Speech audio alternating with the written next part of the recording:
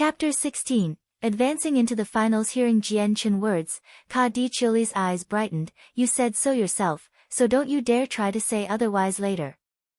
Ka Di Chili clearly had no desire to let Jian Chen prepare himself, so before she could even finish her sentence, she had already started to dash towards him. Just like the first blow, she leapt up into the air and lashed her leg out to kick him in the face, but this time the speed of her kick was much faster than her original one. Jian Chen gave an odd smile as the kick came closer. Just like he said earlier, Jian Chen didn't bother to dodge, but instead, as the kick was right in front of his face, both of his hands lashed out and grabbed onto Ka Di Chili's calf. Exerting a decent amount of strength while twisting around, he whirled her around in one smooth motion. As he threw her, Ka Di Chili cried out in panic as she was spun around by Jian Chen. Many of the surrounding students watching the event became dumbstruck. Not only did it seem like Jian Chen did not care for the fairer and threw such a beautiful lady into the air in such a crude way, he had also defeated the last 6 opponents in the same manner. Under the arena, Ka Di-yun felt the veins in his forehead throb as he watched his younger sister get mistreated in such a way. A murderous intent was focused on Jian Chen as he watched him. If it weren't for the vice headmaster Bai En presiding over the match nearby, then Ka Di-yun would have charged onto the arena long ago to teach Jian Chen a lesson. Jian Chen's 2 arms were almost like strong pincers, clamping down onto her legs, as he spun her around twice before finally letting go. At that moment, one could only see Ka Di Chili's beautiful body streak across the sky in an arc, before finally flying out of the arena and crashing into a group of people in the audience. He had learned this trick from Tai Ta. After watching Tai Ta in some of his matches, he saw that he had done a similar method to easily toss his opponents out of the arena. However, Jian Chen had to admit, this method was a very easy trick to pull off for a quick but easy victory, and could be done to certain people with ease. With only a tiny bit of disdain for the people in the audience who helped Ka Di Chili back to her feet, Jian Chen smirked as the referee proclaimed him the winner, before walking off the stage slowly. Blankly looking at Jian Chen walk off the arena, Ka Di Chili's face fell. Since she was born, she had been pampered by thousands of people as she grew. For her to suffer humiliation from being tossed into the air after being spun around like a top, she had felt that she lost face as well as being wronged, despite not getting injured. As she thought about this, Ka Di Chili's eyes started to tear up, and she eventually began to leak out streams of tears as she cried silently to herself. As Jian Chen walked down from the arena, Ka Di Chili's brother, Ka Di-yun, blocked his path. Glaring at him icily, he growled, "Kid, you really have some fucking courage to treat my sister like that." Jian Chen lazily glanced over at the furious Ka Di-yun and snorted. Without saying anything, Jian Chen walked away from him. Words were not worth wasting on him, because Jian Chen couldn't stand to hear Ka Di-yun try to use his clan's influence to bully others. Watching Jian Chen walk farther and farther away from him, Ka Di-yun's own face grew even more somber. With the end of Jian Chen's match, the final 4 names were called out. In the end, it was Changyang Xiang Tian, Tai Ta, Ka Di Liang, and Tian Mu Xiong that remained. As far as Tai Ta was concerned, Jian Chen was not at all surprised that he had made it. However, Jian Chen did not think that Ka Di Liang would unexpectedly make it into the top 4. There was also the 4th participant, Tian Mu Xiong. His age wasn't all that different from Ka Di Chili. He had a medium-sized body, and a pale complexion. Although he was young, there was no doubt that he was handsome, with a perfect balance of his facial structures. Sitting on top of the platform was the vice headmaster, Bai En, who slowly looked over the 4 remaining students. With a small nod and a laugh, he announced, "It would appear that this year's freshmen are much stronger than the freshmen before them. I can only hope that our Kargath Academy will be able to boast of someone just as strong after." After announcing the 4 remaining students, they were given an hour of rest before continuing on with the competition. However, by some miraculous chance, Jian Chen's drawn opponent was Ka Di Liang, while Tai Ta's opponent was Tian Mu Xiong. Under the arena, Ka Di-yun and his siblings gathered at the bottom and watched. Ka Di-cheoli's eyes were starting to become red and inflamed by this point. Second brother, you have to teach him a lesson later. Ka Di-cheoli said with unrestrained fury to Ka Di-lyang before the match started. Noticing his sister's red eyes and her tear-stained face, Ka Di-lyang couldn't help but feel extremely furious as he spoke. Sister Cheoli, don't worry. Even if I get penalized by the academy, your second brother will definitely teach him a lesson. Humph, what a savage kid. To think that he would dare treat our sister like this, he really does have a death wish. Sister, please don't worry, I guarantee you, that kid will definitely only feel suffering for as long as he lives in this academy. Although the headmaster sides with the poor people, he is by no means a commoner. Even if I beat him until he's a cripple, the headmaster won't say a thing, at the very most, he'll just scold us. Ka Di-yun's face looked as if he swallowed poison. When it came to their sister, both Ka Di-yun and Ka Di-lyang cared greatly for her. When Jian Chen had treated their sister in such a way, he had already earned extreme hatred from both of them. Soon, Jian Chen and Ka Di-lyang both walked onto the arena, and waited for the start of the match. Right as the gong sounded, Ka Di-lyang dashed towards Jian Chen and tried to slam his fist into Jian Chen's stomach. Jian Chen nimbly dodged Ka Di-lyang's attack, while returning the blow with his own fist that was even faster than his opponent's. Pang!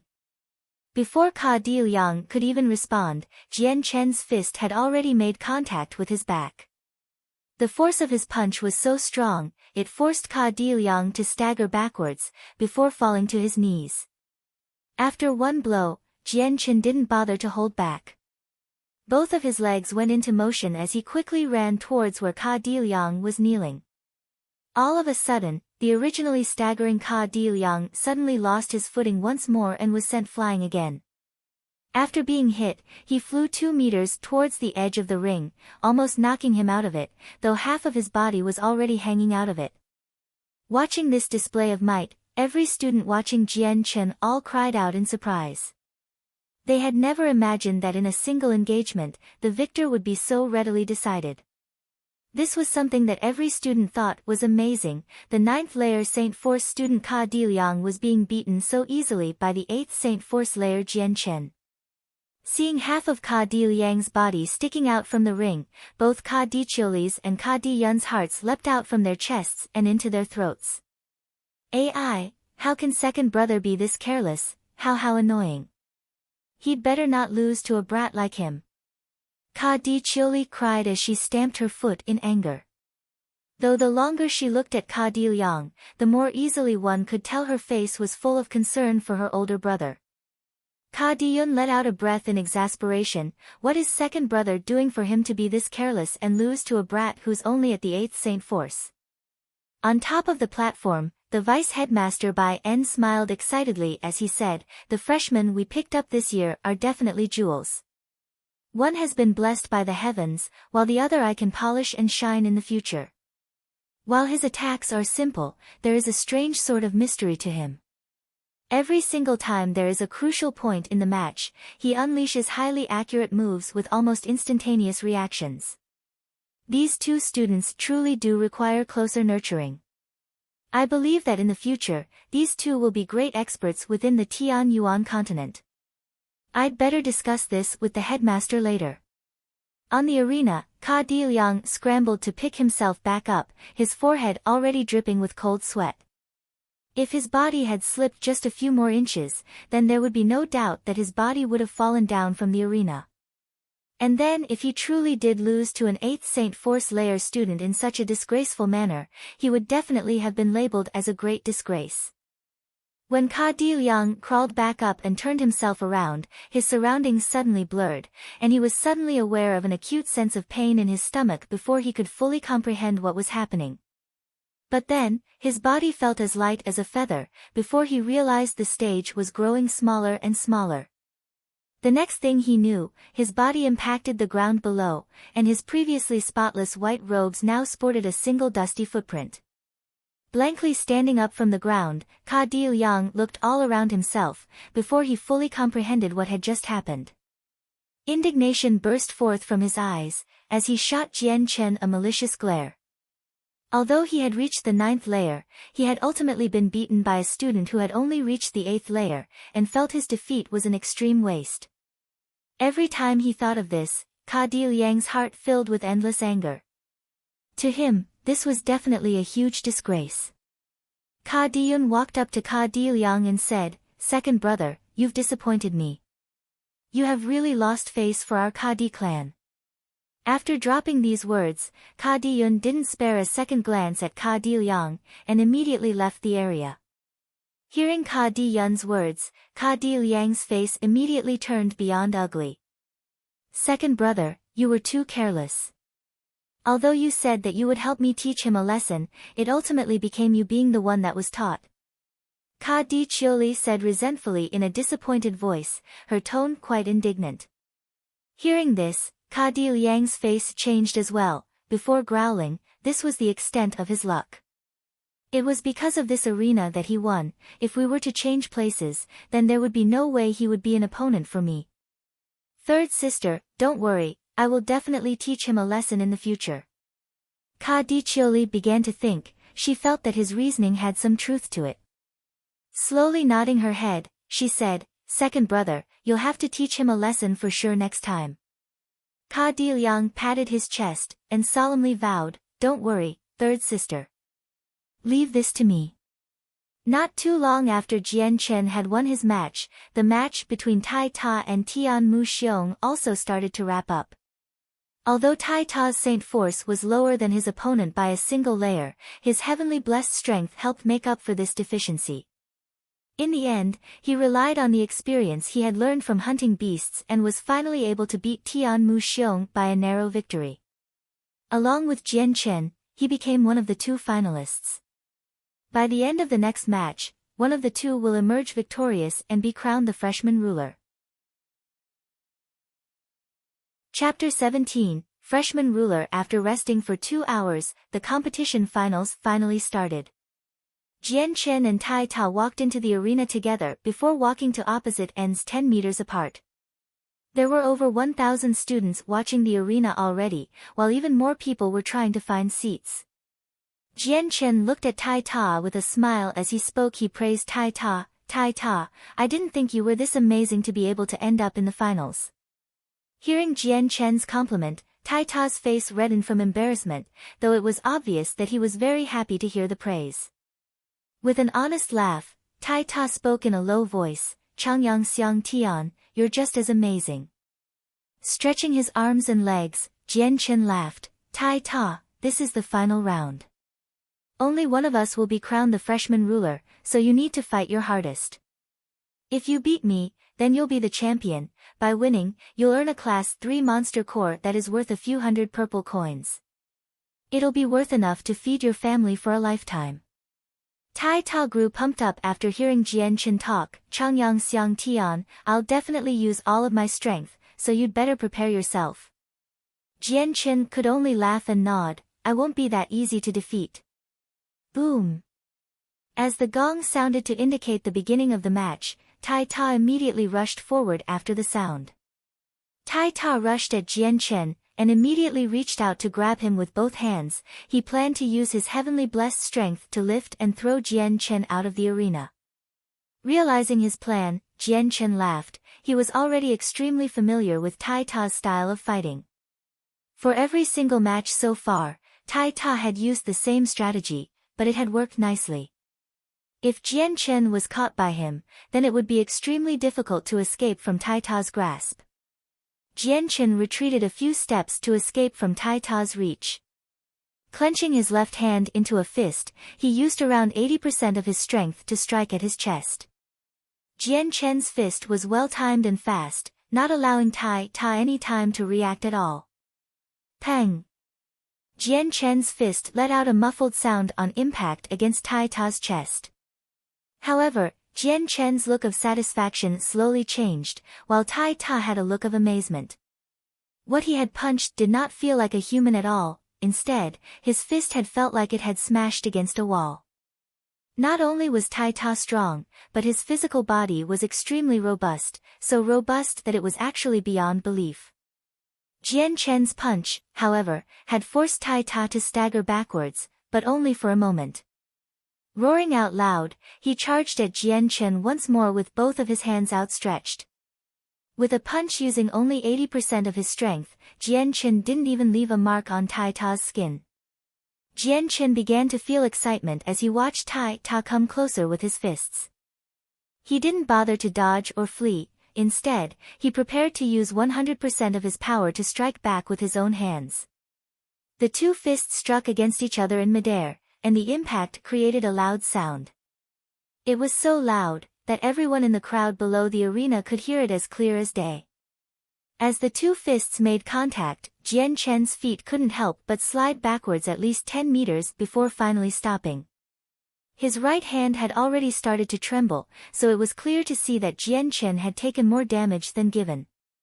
Even though he had surpassed the average cultivation level for Saint Force, he was still far from the level where he could easily ignore damage from something like this. Tai Ta, on the other hand, only slid backwards 2 meters. His face showed no outward emotion, and he appeared to not have suffered even the smallest amount of damage. Jian Chen rubbed at his reddening hand. After 2 confrontations, he now fully understood how foolish it was to engage with Tai Ta straight on. Tai Ta's strength wasn't just used for intimidation, his body was actually inconceivably strong. Even someone a level stronger than Tai Ta could not be his equal. The only thing that could lead to victory against Tai Ta was if one relied on speed. Tai Ta, your strength has already far surpassed my expectations, but I'll be using my full strength now. Jian Chen said as he walked forward. Tai Ta laughed, come then, Changyang Xiang Tian, you won't be able to hurt me. Tai Ta's tone was filled with a fierce conviction. Jian Chen stopped his idle chatter as well. When the distance between him and Tai Ta had been reduced to only 5 to 6 meters, his footsteps suddenly changed. His legs became a mysterious blur that suddenly reappeared behind Tai Ta. Before Tai Ta could even react, 2 fierce fists landed consecutive blows on his back. Dong! Dong! Dong! A constant series of muffled blows came ringing out from the arena, almost as if it was just a single continuous line of sounds. Under such heavy attacks, even Tai Ta's body couldn't help but falter forward so much that he was left with very little time to turn around. Ha! Tai Ta snarled in anger as he tried to steady himself. Suddenly, he turned around with his fists out and tried to smash them into Jian Chen. The moment when Tai Ta tried to attack Jian Chen, he lightly leapt 2 meters into the air. Narrowly dodging Tai Ta's fist, Jian Chen used both of his legs to kick at Tai Ta from midair. Both of his legs held formidable power, and they thrusted towards Tai Ta's back. Dong! Dong! Dong! Jian Chen lashed out with his feet several times before landing back onto the ground. By this point, Tai Ta's face had been kicked by Jian Chen multiple times, causing his face to bruise all over. Immediately after landing on the ground, Jian Chen turned around on the floor and bent his legs down without pausing. His left leg revolved in a 180-degree arc, his right leg swept at Tai Ta's own legs. Pang! Tai Ta's leg crumbled down below him, but he immediately bounced back up, and snarled as he rushed at Jian Chen. Jian Chen and Tai Ta began to engage in another close combat situation, but with Tai Ta's God-given strength and his frighteningly robust body, Jian Chen had no chance of winning against him. Since Jian Chen had already experienced it twice, he had thought of a countermeasure for this situation. Although it wasn't the best idea, he had no other ways of fighting against him. Jian Chen had decided to rely on his nimbleness to fight against Tai Ta. Even though Tai Ta's body was extremely strong, Jian Chen had been attacking the same place on Tai Ta's body to make it so that Tai Ta would feel so much pain, he would eventually be forced to grimace. The following situation was now becoming one-sided. With Jian Chen relying on the experience he had accumulated over the past world to constantly beat Tai Ta so much that he could only run around with his hands over his head. Although at times Tai Ta had found some opportunities to fight back, he was not able to hurt Jian Chen. His attacks could not even touch Jian Chen's clothes at all. At this display, every student in the audience could only watch the match in shock. No matter how fast Jian Chen was with his martial arts, his speed had far outstripped the average person, causing all of the students to look on with great interest, as it was something they had never witnessed before. On the top of the platform, Bian gasped in admiration as he watched Jian Chen. This kid is definitely a unique one, his battle experience is rich, and his speed isn't slow at all either. It seems this student is called Changyang Xiang Tian, so judging from his name, he is from Lore City's Changyang clan. It seems that I really will have to make a report to the headmaster later. As the battle continued to persist, Tai Ta finally reached his limit. He cried out loud, and exclaimed, "Stop, stop. I can't fight anymore, I give up." Jian Chen immediately stopped his attack and smiled brightly at Tai Ta. "Why aren't you fighting anymore?" Tai Ta rubbed at the reddening spots where Jian Chen had repeatedly hit with a miserable face and said sadly, "You move so fast that I can't even see you clearly. There's no way I'd be able to attack you, so the entire time was just you wailing on me." Laughing, Jian Chen asked, "So you're just going to give up the number 1 spot then?" Although Jian Chen hadn't held back as he fought against Tai Ta, his skin was so thick and his body was so strong, that there was barely any serious damage done to him at all. Tai Ta nodded his head and spoke in a muffled voice, "I won't be able to beat you, so the number 1 spot isn't mine to have. Second place is already decent enough, a Class 2 monster core can be sold for a decent price too." Afterwards, the two students walked off the stage while the third-place winner was announced, Ka Di Liang and Tian Mu Xiong, who had fought it out against each other in a battle to determine the winner. In the end, it was Tian Mu Xiong who had won and claimed the title of third place. After the quota for the top 3 players was met, Jian Chen was called up onto the platform. As the vice headmaster Bai En walked towards him, he glanced at Jian Chen with no small amount of admiration. Immediately looking away, he turned his head to look at the 1,000 students in the audience and announced, "Dear students, this year's freshman competition has finally come to a conclusion. I declare the freshman ruler of this year to be the student Changyang Xiang Tian, who is an 8th Saint Force layer practitioner." The vice headmaster Bian spoke in a firm voice, causing everyone to applaud and cheer. But as some of the 9th Saint Force layer students heard the new freshman ruler was a student was at the 8th Saint Force layer, many of them couldn't accept that. However, they could only grumble out their displeasure. But Jian Chen's strength was something they could accept, some of them had even been dazzled by the way he fought, and his speed was something that not many people could dismiss. This year's freshmen are really too useless. In front of so many people that had reached the 9th Saint Force level, the final freshman ruler ended up being a youth at the 8th Saint Force layer. This is really too embarrassing. That's true, today's freshmen were really too weak. Not only was the title of freshman ruler taken by a person at the 8th Saint Force layer, I heard that the suntanned youth in second place was also someone who was only at the 8th Saint Force layer. I really don't know what these freshmen had practiced to the 9th Saint Force layer for. The two people that spoke were seniors wearing the academy uniform, their tone were filled with a mocking voice towards those who had lost against the two. Hearing the two students complain, another one of the seniors replied to them, "You guys shouldn't even say anything, it's not that those freshmen who reached the 9th Saint Force layer were weak, but it's because those 8th Saint Force layer students were stronger than them by a large margin. That suntanned kid had strength that could scare anyone. Don't tell me you guys didn't see how those 9th Saint Force layer students were easily thrown out of the arena. If it were us that were fighting instead, I'm sure that we wouldn't have been better off than the freshmen." As for that first-place freshman, his strength was even more terrifying. Did you guys also miss how fast he was moving around and attacking? Even if it were us in that same situation, we would have a hard time trying to dodge his attacks. Other than those two students, many other seniors of the academy were also discussing the matches amongst themselves. They had already been at the academy for so many years, but this year's competition had left them speechless. This year's freshman batch had many students who reached the 9th Saint Force layer, but no one had expected that the top 2 students would be 8th Saint Force layer students.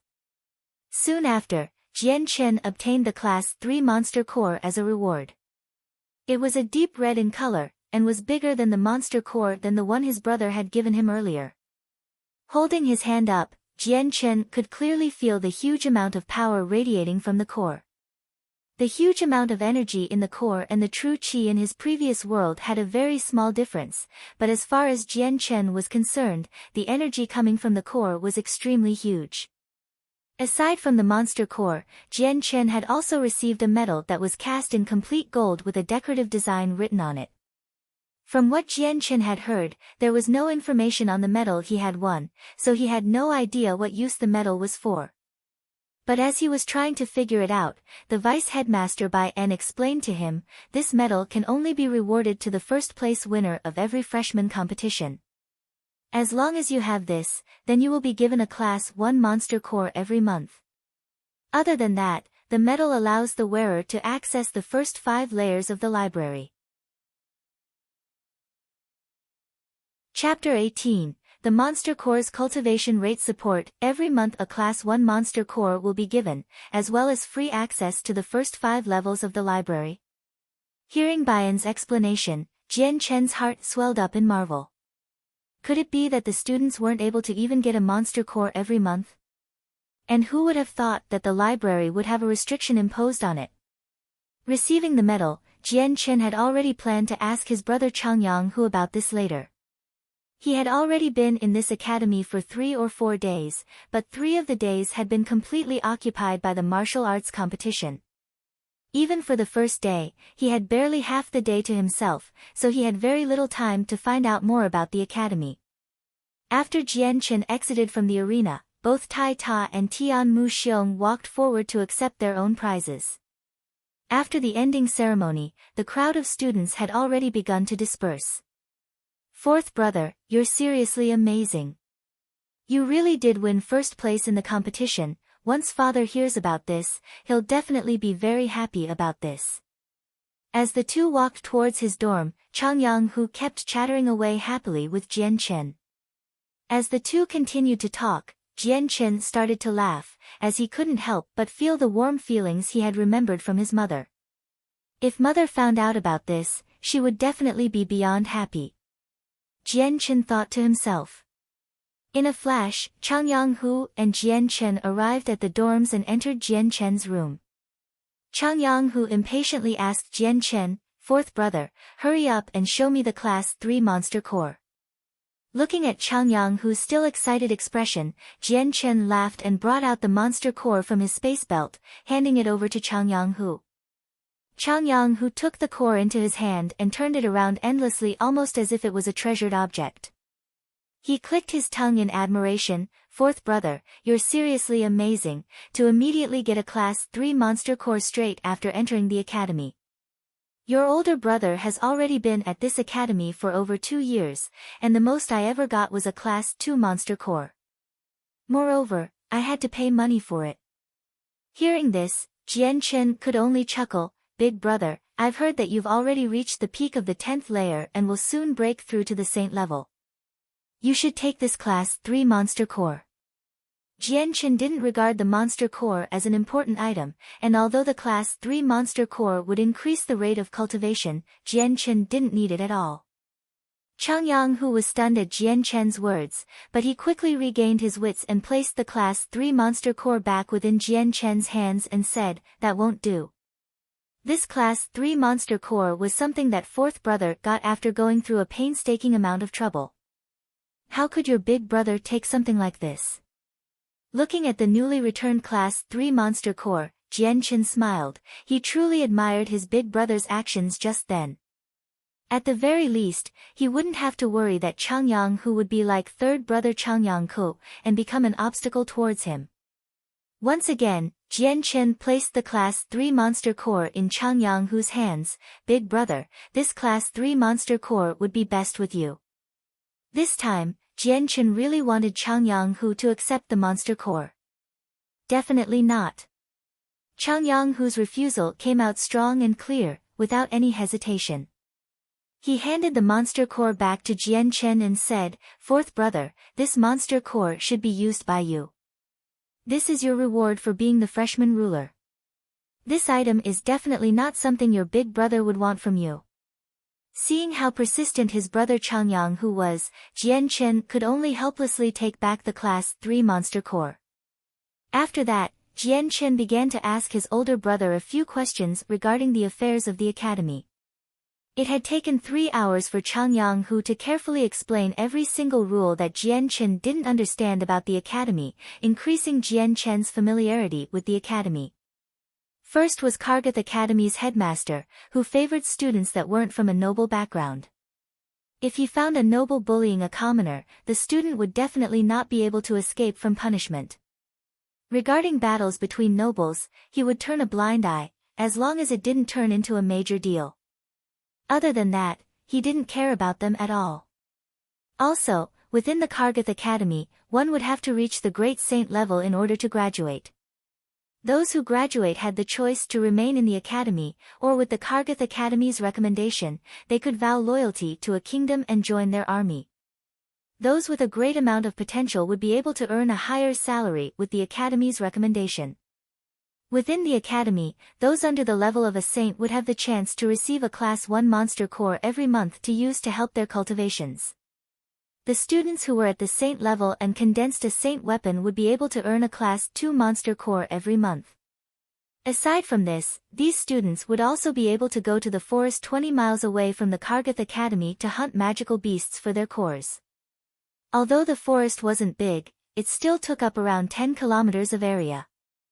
The magical beasts inside the forest were all set free by the academy, but most of them were generally low-leveled magical beasts. Their attack strengths were amongst the lowest of the beasts, and receiving a serious injury was unlikely. Kargath Academy bred these low-leveled magical beasts for the students to practice their martial arts in a real combat situation, as well as to allow the magical beasts to adapt to the wild. The strongest magical beast in the forest was no stronger than a Class 2 beast, while many of the animals were just regular wild beasts who couldn't even measure up to a Class 1 magical beast. However, if a Class 2 magical beast were to appear, then the academy would send out a few experts to take care of the monster in order to prevent the students from getting hurt. The forest was separated into 3 regions. The first region was full of wild beasts who didn't even reach the level of a Class 1 magical beast. The second region was a place where Class 1 magical beasts dwelled. The final region was full of Class 2 magical beasts.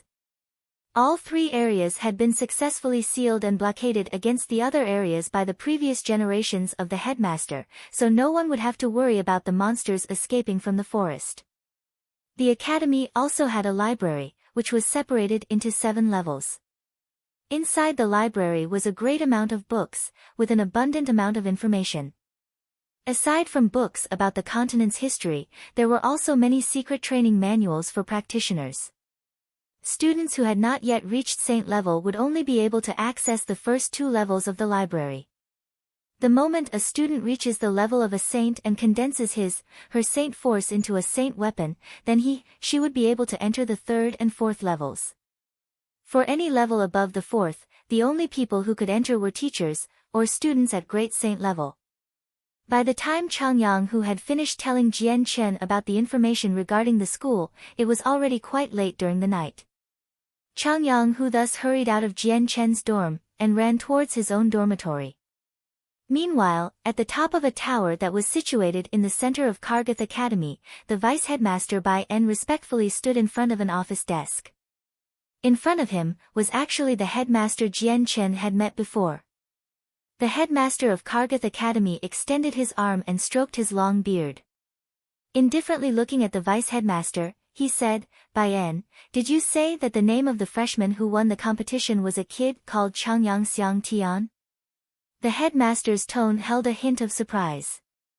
Bai En nodded his head and said, "Yes, headmaster, I found out that Changyang Xiang Tian is quite remarkable. He is only at the 8th layer of Saint Force, but can already defeat freshmen that are at the 9th layer.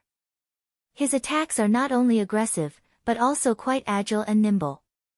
It also seems that he has plenty of combat experience, which does not match up with the strength he should have.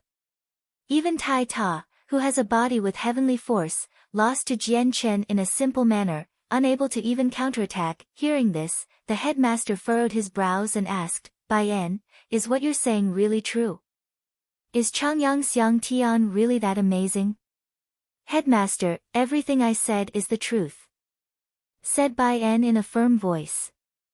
The headmaster slowly rose from his chair and muttered, it looks like this kid Changyang Xiang Tian is a bigger genius than Chang Bai said. He didn't use any sort of monster core or heavenly treasure, and was still able to reach the 8th layer of the Saint Force by the age of 15. How astonishing of a feat to think that he also has an abundant amount of battle experience. Something like this is unfathomable. Even the headmaster's voice carried a hint of astonishment. Hearing the headmaster mumble to himself, Bai Yan also had an astonished look on his face. The fact that he had not used any heavenly treasure or monster core to reach the 8th layer by the age of 15 was a type of talent within the Jessen kingdom that could only be regarded as something a gifted genius could have. Headmaster, it looks like this Changyang Xiang Tian has a limitless future. Bai Yan sighed. The headmaster nodded his head and said, as long as he can continue to grow this way, then the skill he displayed today will definitely develop into something greater. It looks like our Kargath Academy will finally be able to boast of a strong individual, as long as he doesn't die on the road to greatness. As long as he really grows into a strong individual of the Tian Yuan continent, then not only our Kargath Academy become well known, but our Jessen kingdom's reputation within the continent would also increase. Right now, the surrounding kingdoms around us are getting more and more restless. After these 10 or so years, if our Jessen kingdom doesn't have any strong individuals, then I'm afraid that sooner or later, one of the kingdoms around us will attack. After hearing this, Bai Yan's face gradually grew solemn. The Jessen kingdom was neither a big kingdom nor a small kingdom, but it had fertile lands that many of the surrounding kingdoms were envious of. If it were not for the 6 experts of Jessen kingdom, then the surrounding kingdoms would have long since attacked them. Bai Yan pondered for a bit, before carefully asking, Headmaster, should we consider giving away Class 1 and 2 monster cores to Changyang Xiang Tian for free then? That way, we could improve our relationship with him. The headmaster considered the vice-headmaster's proposal for a bit, before shaking his head. That won't be possible. Although using a monster core can be used to increase one's cultivation rate, there are side effects of abusing it. Changyang Xiang Tian is currently very young, we cannot allow him to become addicted to using monster cores. Otherwise, when he reaches the later levels, his foundation will be very shaky, which will obstruct his future progress. At his current age, he should quietly focus on self-discipline. It would help lay down the foundations and increase his chance of success in making a breakthrough. Yes, Headmaster. Bai Yan understands what to do now. Bai Yan didn't dare to act against the headmaster. Besides, what the headmaster had said made plenty of sense.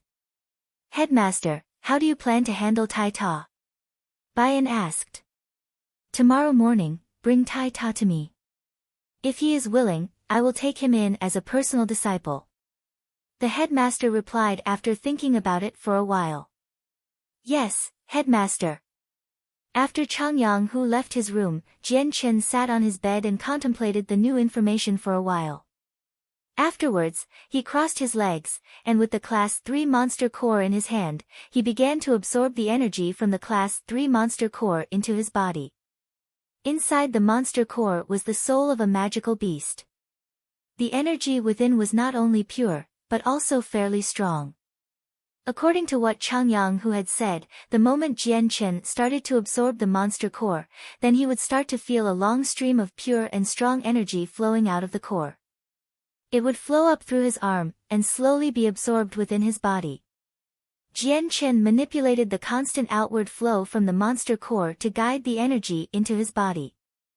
Constantly refining the energy into his body, he gradually changed the energy into Saint Force, before gradually absorbing it into his Dantian. Using a monster core to cultivate really did increase the cultivation rate by many times. Because of the normal way of cultivation, one would normally have to absorb the world essence slowly before finally converting to one's own energy, but that couldn't compare to the speed of a monster core. The natural chi couldn't compare to the pure soul energy of a monster core. After all, the soul of a monster core was the purest part of the beast. Using the energy from a monster core, the speed of cultivation would increase by 10 times. For this reason, monster cores were extremely expensive, even if it was only a class 1 monster core. Multiple rays of light gradually appeared between the sky and land. The bright red sun finally struggled to climb into the sky, sending forth the soft and warm rays of sunlight. The golden sunlight with tens of thousands of rays of light illuminated the earth, as if the whole ground was dyed into a golden carpet. At the same time, the Jian Chen who was sitting cross-legged on the bed slowly opened his eyes. His eyes showed a happy expression, and the corners of his mouth also showed a hint of a smile.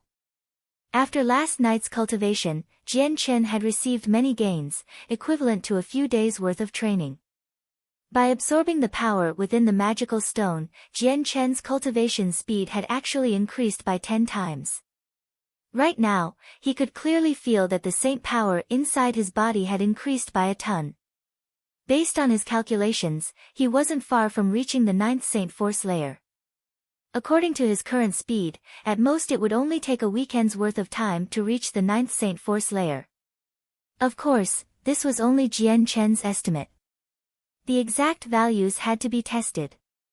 If the fact that the amount of power that Jian Chen had absorbed from within the magical stone was 10 times more than the amount normally gained from cultivating was discovered by others, they would definitely be devastated from shock. Even though the magical stone could quickly increase the rate of cultivation, it was also far from achieving the frightening pace of 10 times faster under normal circumstances. The average person using the magical stone to cultivate would normally only increase cultivation rate by 2 or 3 times. Even if the person was slightly more powerful, his or her cultivation rate would only be raised by 6 or 7 times. Considering the fact that Jian Chen's power wasn't even saint level, the fact that he could increase his cultivation rate by 10 times was definitely an extremely frightening pace. Seeing the magic stone in his hands, although the stone's color didn't change at all, Jian Chen clearly felt that the magic stone had shrunk by a circle after being gripped in his hand for the whole time. After leaving the dorm, Jian Chen directly arrived at the dining hall. This morning, the dining hall's breakfast was a bit more plentiful. Besides from a glass of magical beast milk, there was also some magical beast meat. Jian Chen had eaten quite a bit of magical beast meat in the Changyang household, and the taste was quite delicious. In his previous world, Jian Chen had never eaten such savory meat before. Chapter 19, Inconvenience in a Flash. 3 days had already passed. Although the 3 days were not long, it still allowed Jian Chen to become more accustomed to the lifestyle and environment in Kargath Academy.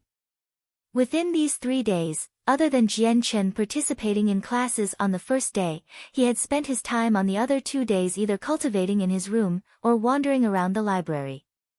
Due to the fact that the curriculum taught by the teachers of the academy revolved around how one should behave, what should be done in a dangerous situation, and a few skills one would need in order to survive out in the areas outside the cities, Jian Chen felt that these things weren't even worth learning.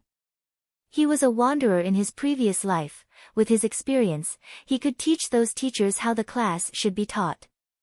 With his battle experience and ability to live wherever in the world, he could teach both the teachers and the students by himself. As the teacher's experience with battle was not at all extensive, it could not even be compared to Jian Chen's. The next morning, Jian Chen put on the academy uniform and headed straight for the library after eating a meal at the dining hall. The academy was very lax about their classes. If one wanted to attend, then they could attend. If one didn't want to attend, then that was no problem either. After all, most of the nobles and children of rich families had already been tutored since young, so they had knowledge that could rival some of the teachers, but they lacked the experience. Therefore, the classes were pretty much only for the commoners to learn from. It was very rare that a noble would attend a class, and if they did, then it was a minor noble. Arriving at the first level of the library, Jian Chen took a few books, and began to eagerly read them at a table in the reading area. Kargath Academy's library was expansive, and there was a generous amount of books on almost every subject. It was vastly superior to the library back in Changyang Mansion, and Jian Chen could find many books that couldn't be found back at home, helping him understand the world to a better extent. Right now, the book in Jian Chen's hands was an introduction book to all of the magical beasts that could be found in the Tian Yuan continent. There were many different kinds of magical beasts. No matter if the beast could walk or fly, the amount of species amounted to over 1,000. The book even mentioned that there were still many magical beasts left undiscovered, and for the magical beasts that didn't live within the deep abyss of the mountain range of magical beasts, then they lived in the endless ocean. That was an area that even the strongest of people had trouble traveling to. As Jian Chen immersed himself in studying, a 16 to 17-year-old female student suddenly came walking through the doors. The female was extraordinarily pretty, and she also wore the academy uniform. Her long and beautiful hair was carefully braided into tiny ponytails, causing her face to look even more gorgeous. But on her face was an extremely haughty expression. One look at her would reveal that she was from a noble family. This female was actually Ka Di Chilyo of the Ka Di clan. Ka Di Chilyo entered the library and walked over to the bookshelf, before casually walking on over the reading area with a book in hand. She glanced over at the other students reading there, but the moment her eyes swept over to the area with the tables, she saw the back of Jian Chen, causing her to immediately stop where she was and stand there in surprise. Ka Di Chilyo focused onto Jian Chen's back, the light in her eyes never ceasing to flicker with emotion. Just thinking about how, a few days ago, she had been grabbed by the leg and casually thrown out of the arena without regard to her well-being, caused her to feel fury within herself. To her, that event was an unforgettable humiliation. The memory caused her face to boil over in anger before she snorted. No longer in the mood to read a book, she tossed it aside and stamped out of the library while gnashing at her teeth. Changyang Xiang Tian, I'll definitely show you one day. But Jian Chen did not notice Ka Di Chilyo at all, since he was completely focused on the book he was reading. No one would dare cause trouble in the library, so Jian Chen didn't bother keeping his guard up in it. After Ka Di Chilyo left the library, she immediately found her second brother, Ka Di Liang, who was practicing his martial arts alone in the forest. Seeing Ka Di Chilyo walk over, Ka Di Liang stopped his movements and laughed. "Third sister, didn't you say you were going to the library? Why are you looking for me here then?" In his heart, he still dearly loved his younger sister. Ka Di Chilyo walked up to him with a grimace. "Second brother, did you not say you would help me teach Changyang Xiang Tian a lesson?" Immediately after hearing Changyang Xiang Tian, the smile on Ka Di Liang's face disappeared, and a gloomy expression replaced it. He had been brooding over the freshman competition for the past few days, and since he had been defeated by an 8th Saint Force Layer student in such an ugly way, Ka Di Liang would never forget feeling that memory. That very kick was the single memoriam of his disgrace. Ka Di Chilyo was furious as she spoke. "Second brother, Changyang Xiang Tian was in the library today. We should go over there and teach him a lesson." "Yes, of course, this time we will definitely be the winners. Come with me, third sister." Ka Di Liang started to walk towards the library with determination. There was no way he would admit defeat to Jian Chen. He had blamed his loss the other day due to his carelessness. It was because he had held back that he had lost to Jian Chen. This time the high and mighty Ka Di Liang would not accept defeat. Ka Di Chilyo started to show excitement. This time, second brother must definitely give the brat Changyang Xiang Tian a lesson he'll never forget, she said, as she followed him to the library.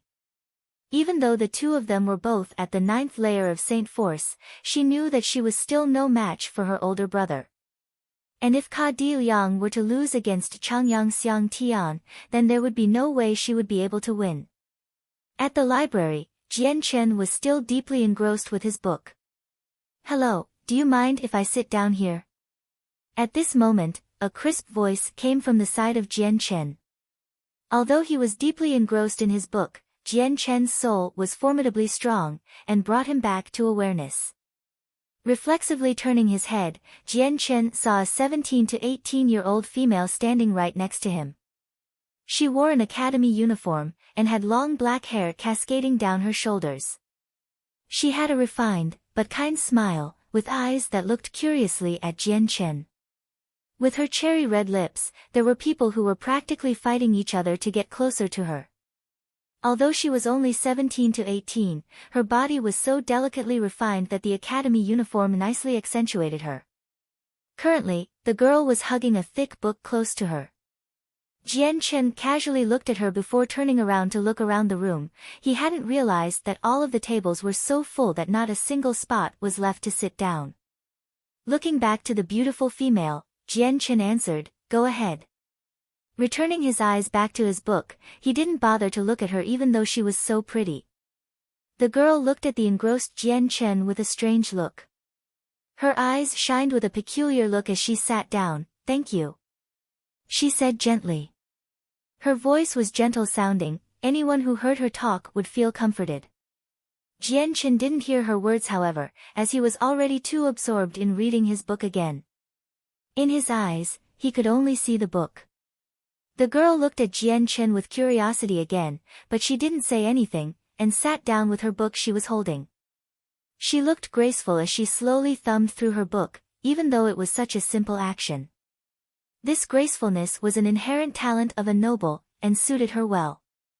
The library was very peaceful. Even though there weren't that many people, none of them made a sound, as they concentrated on their respective books. At that moment, a male and a female student came through the gates of the library. It was the siblings, Ka Di Liang and Ka Di Chiuli. "Second brother, look, he's right over there."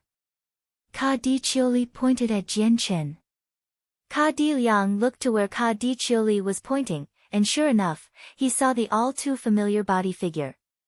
He looked on with disdain as he advanced towards him with his head held high and an arrogant face.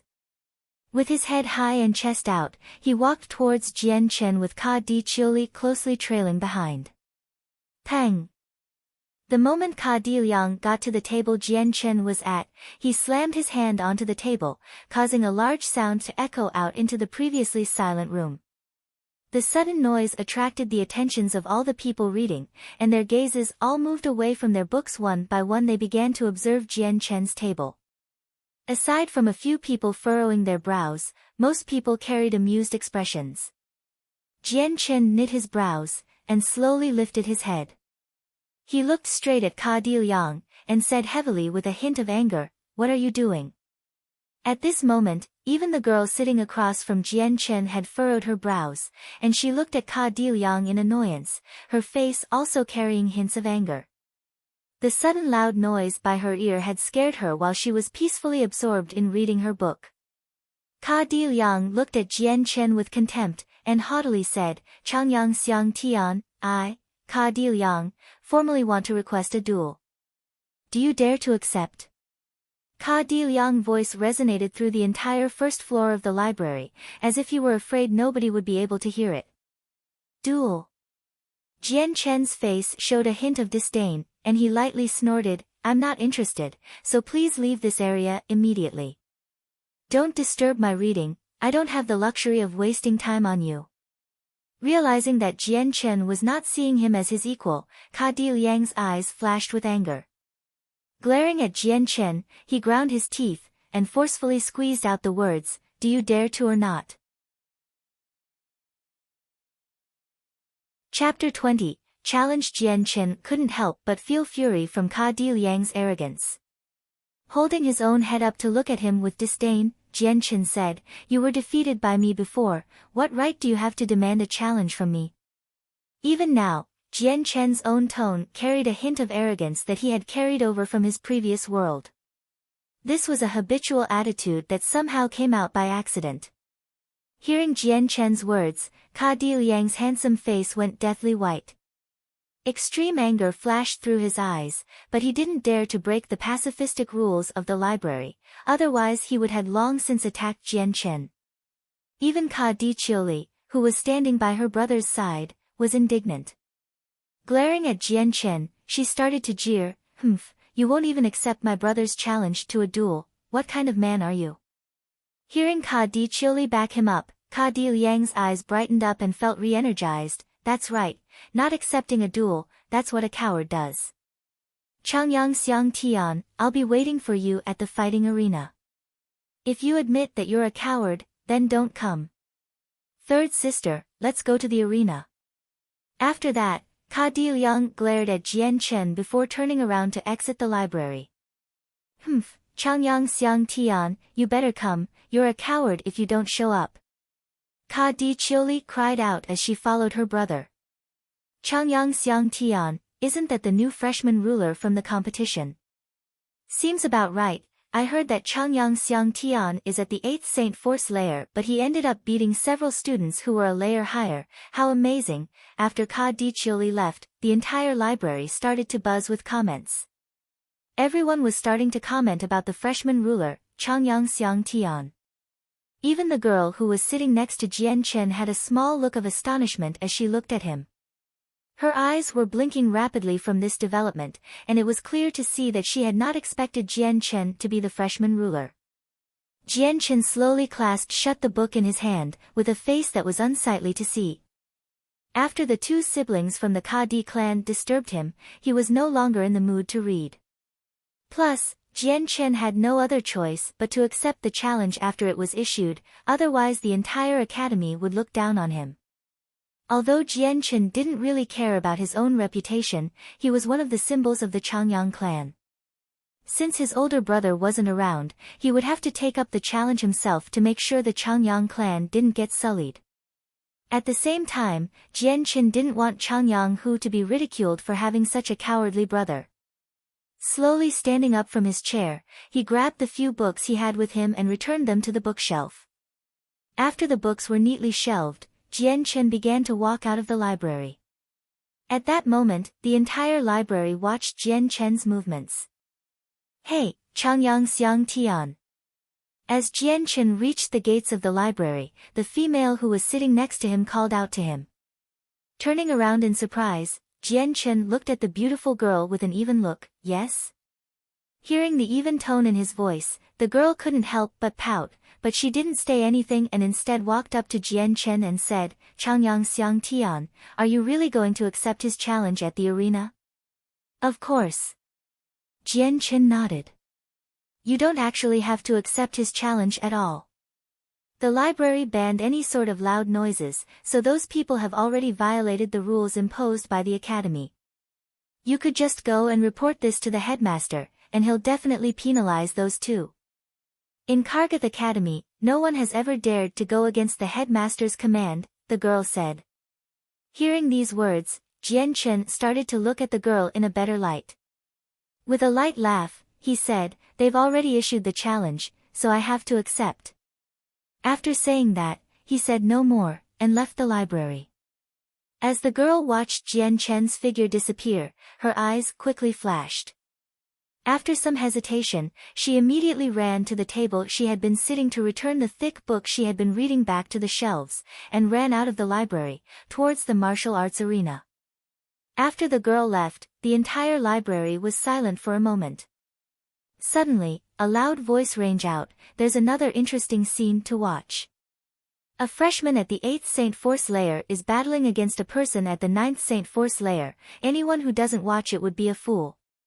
A male in his teens wearing the school uniform said as he directly ran out of the library after both these people had left. The few other students that had been reading in the library also returned the books in their hands to the shelves, and left the library one after another, running towards the martial arts arena. The school's martial arts arena was constructed in a corner of the sports field. Within it, there were 5 circular platforms, each one being approximately 20 meters in diameter. However, the insides of the martial arts arena was not that large, and could only comfortably fit 100 spectators. Otherwise, the freshman martial arts competition a few days ago wouldn't have been held at the temporarily modified stages on the sports field. When Jian Chen arrived at the martial arts arena, he only saw Ka Di Liang standing on one of the platforms with his arms crossed, with an arrogant expression on his face. Standing below the platform were Ka Di Chioli and a few other students wearing the academy uniforms, who were all absorbed in deep discussions. Seeing Jian Chen arriving from the distance, Ka Di Liang, who was standing on the platform, sneered at him and shouted, "And here I had thought that you were a coward and had not dared to come." "Humph." Jian Chen snorted in disdain, and directly jumped onto the platform. He stood on the platform with his arms crossed, and coldly replied, "Come at me. I'll allow you to attack me 10 times. During these 10 attacks, I will not retaliate." Hearing Jian Chen's arrogant words, the spectators below the platform began to cry out in shock, and began to talk amongst themselves in low voices. There were many elder students amid the spectators, and amongst them, quite a few did not have positive opinions about Jian Chen. They believed that during the freshman martial arts competition, the only reason why Jian Chen had defeated Ka Di Liang was because Ka Di Liang had been too careless. Ka Di Liang's eye glinted with anger. Anyone could tell that Jian Chen's words meant that he did not see Ka Di Liang as his equal. "Changyang Xiang Tian, you're even more savage than I had thought," Ka Di Liang said forcefully. Jian Chen looked indifferently at Ka Di Liang, and replied, "If you want to fight, then hurry up. I don't have the time to waste on you." "Humph." Ka Di Liang grunted, and sneered, "Why are you so rushed?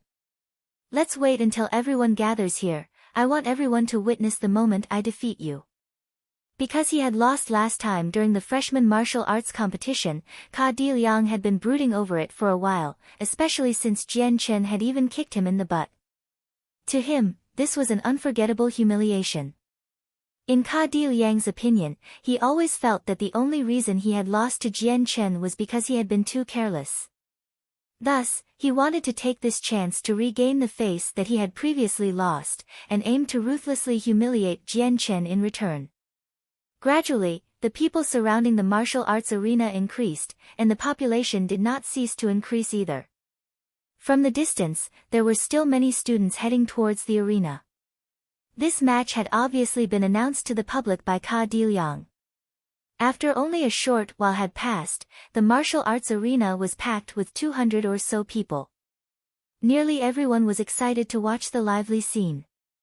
Amongst these people, Ka Di Liang's older brother, Ka Di Yun, also stood there, with a few people around his age standing next to him. "Fourth brother, you can do it. Big brother is watching you." Suddenly, a familiar deep sound mixed amongst the other noises was clearly transmitted to the platform. Hearing this, Jian Chen turned around, and saw his older brother Changyang who standing beneath the platform cheering for him. Jian Chen smiled, and wordlessly nodded his head at Changyang who. At that moment, someone banged on the table and shouted, "Let's make bets, bets. Whoever wants to wager on the fight, come here. I bet on Ka Di Liang, 10 gold coins. I bet on Changyang Xiang Tian, 20 gold coins, 50 gold coins on Ka Di Liang." People gradually started to gamble on the outcome of the match between Jian Chen and Ka Di Liang. Even those who usually attended class had came along with many nobles.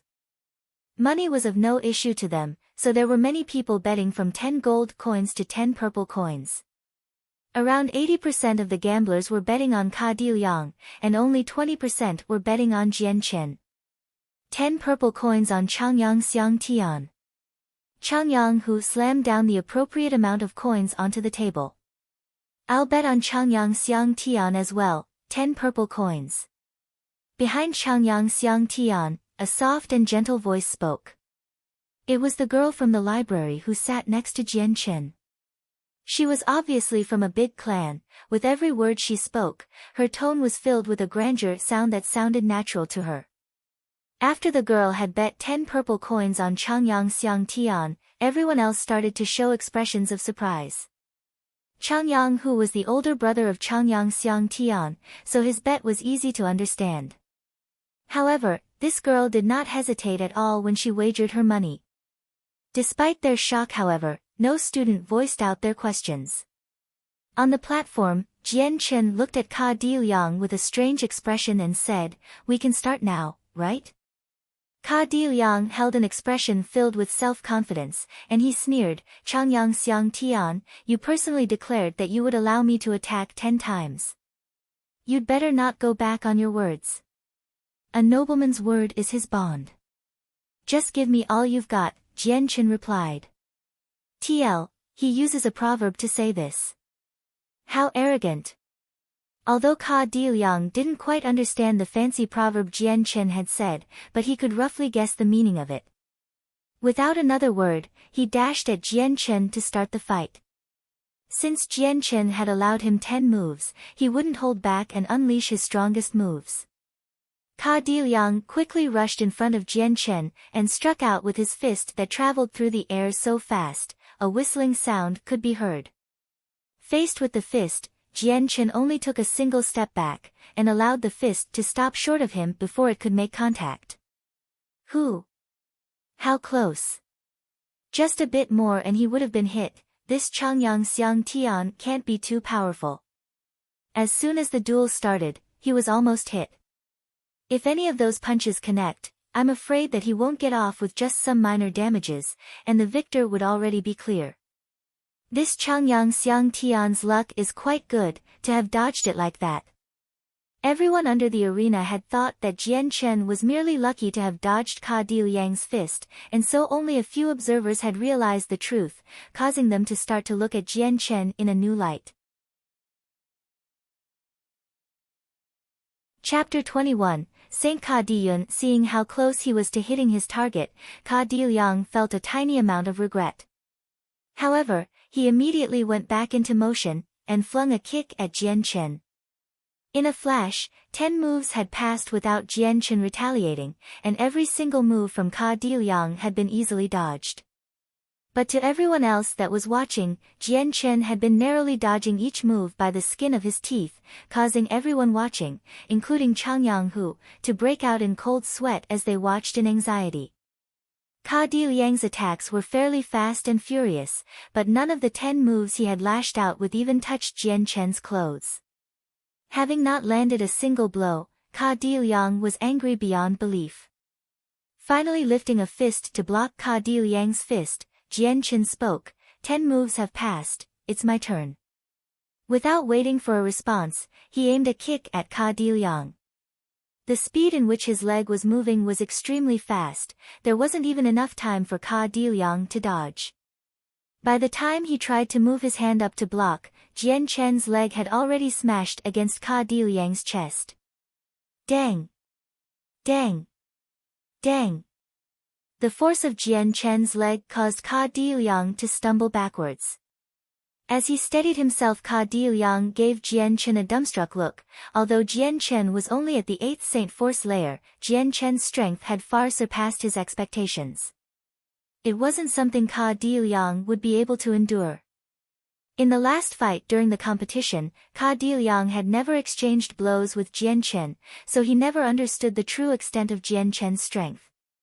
It was not until this fight that Ka Diliang realized that Jian Chen was stronger than he looked. In fact, based on the strength of the kick just now, Ka Diliang was starting to doubt that Jian Chen was only at the 8th Saint Force layer. Perhaps Jian Chen also wanted to end this battle quickly, because he didn't give Ka Diliang time to even gasp before he quickly slammed his fist into Ka Diliang's nose. Ka Diliang's face hardened as he stood back up, his entire body tried to stand against Jian Chen's fist before he tried to smash his fist against Jian Chen's head. Jian Chen let out a cold laugh before blocking the fist with his own hand. Grabbing onto Ka Diliang's shoulder with his other hand, he got into a horse stance, and grabbed onto him with his right arm. Grabbing tightly, he exerted some force and sent Ka Diliang flying away. In his previous life, Jian Chen had learned wrestling techniques from the Mongols, so he was fairly proficient at it. He had used it many times, and gained experience in it so much, that it was ingrained into his memory. Jian Chen learned many different skills other than just swordplay, and was fairly proficient at every single thing he put his mind towards. Ka Diliang's body was almost like a feather as he flew through the air, thanks to Jian Chen. He flew 4 to 5 meters into the air before finally falling back down to the arena. Phew, he saw Jian Chen to be weak, but somehow, Jian Chen had managed to accomplish such a feat with his delicate-looking figure. Likewise, the audience around the arena let out gasps of shock as they started to reevaluate their opinions about Jian Chen. Seeing the two fight it out like this made it so that no one would ever dare to underestimate Jian Chen in the future. The faces of Ka Di-yun and Ka Di-chioli both gradually turned quite ugly. The situation was far beyond what they had expected it to be. Heng. Changyang Xian Tian, you actually are a slightly skilled, Ka Di-yun said in a low voice, while angrily gritting his teeth. Ka Di-liang stood back up pathetically on the ring with a cloudy-looking face. He looked at Jian Chen's eyes with a gaze filled with poison. Ah! Ka Di-liang roared, focusing all his power of the 9th level of Saint Force in the center of his two palms. He quickly rushed towards Jian Chen with both his arms pressing towards Jian Chen's chest, and attacked.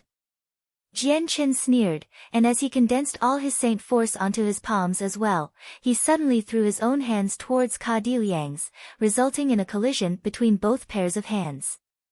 Pang! As the sound came echoing out, Jian Chen and Ka Di-liang were stuck in a deadlock.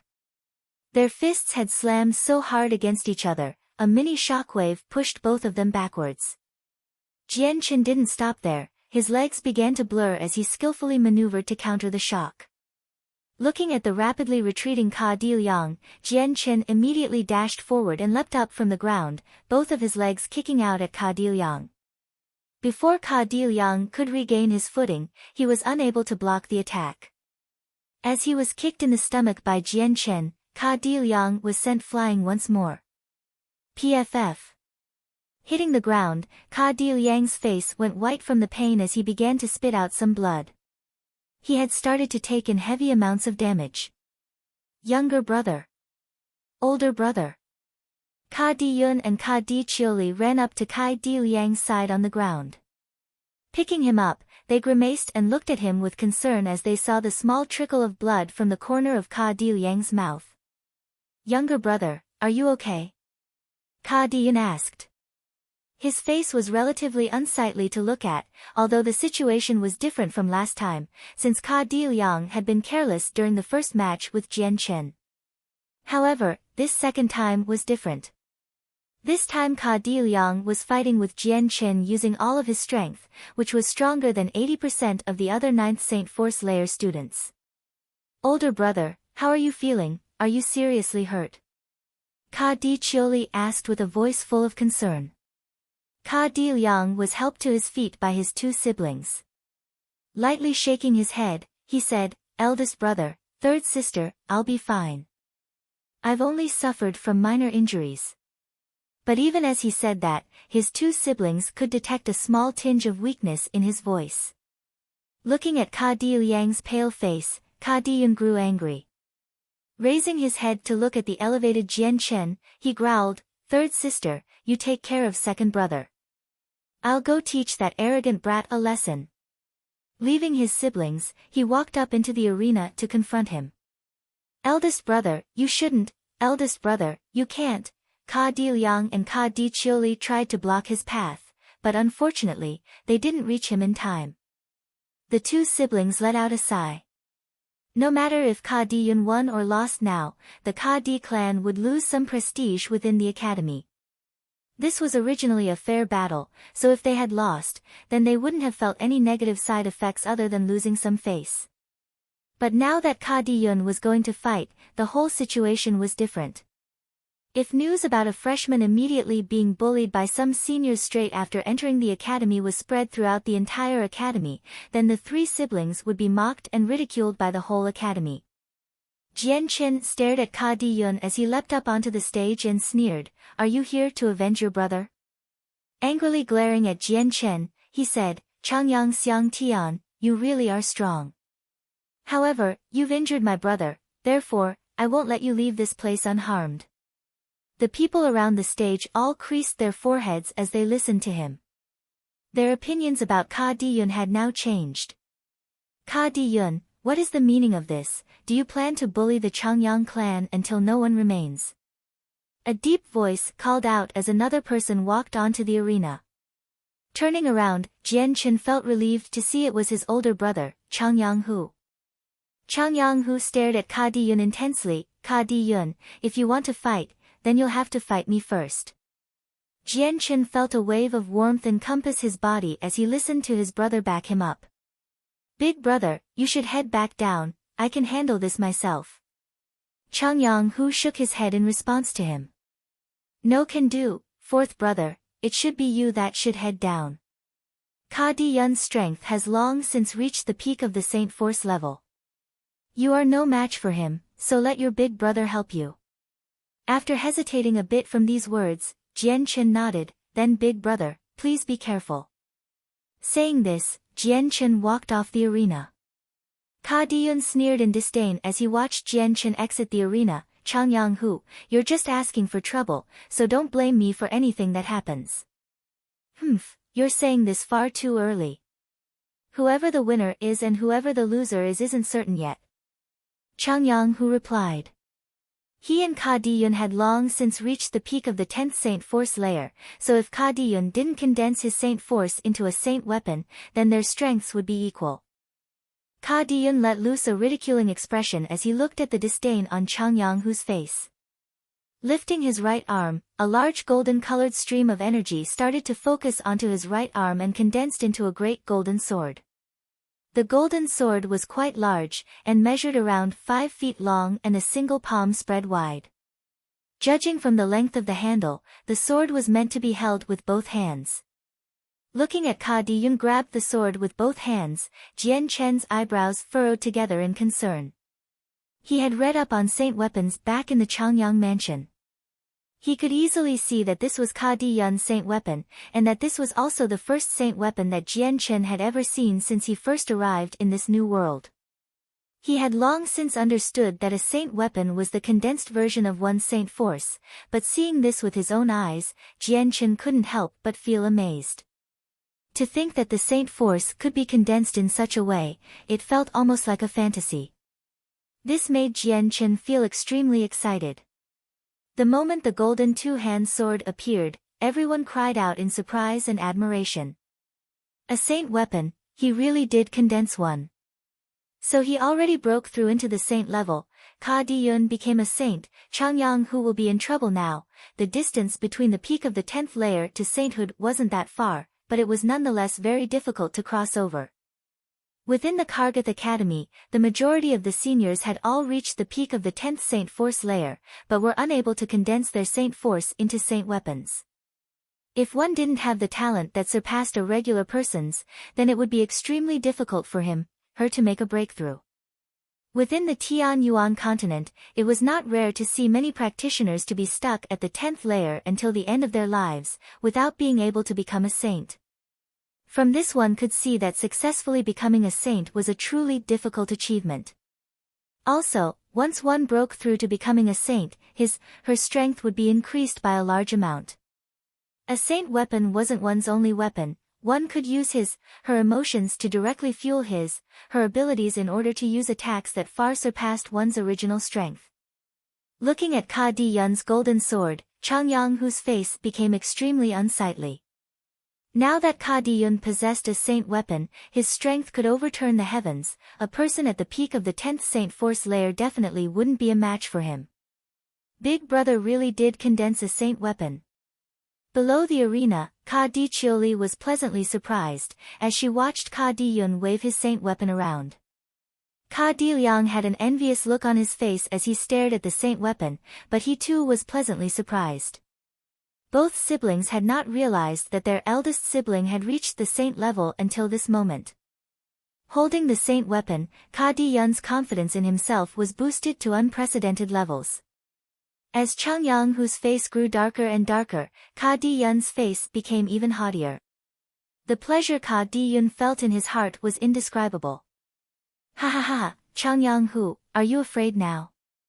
If you kneel down and kowtow to the ground 3 times and call me your elder, then I'll spare you. If you don't, then, you'll know what the end result will be. Ka Di-yun laughed crazily, his tone savage. Changyang-hu's face ashened as he listened to Ka Di-yun's demands. Snarling, he answered, "Dream on, Ka Di-yun. Even if you're a saint now, I, Changyang-hu, will never be afraid of you."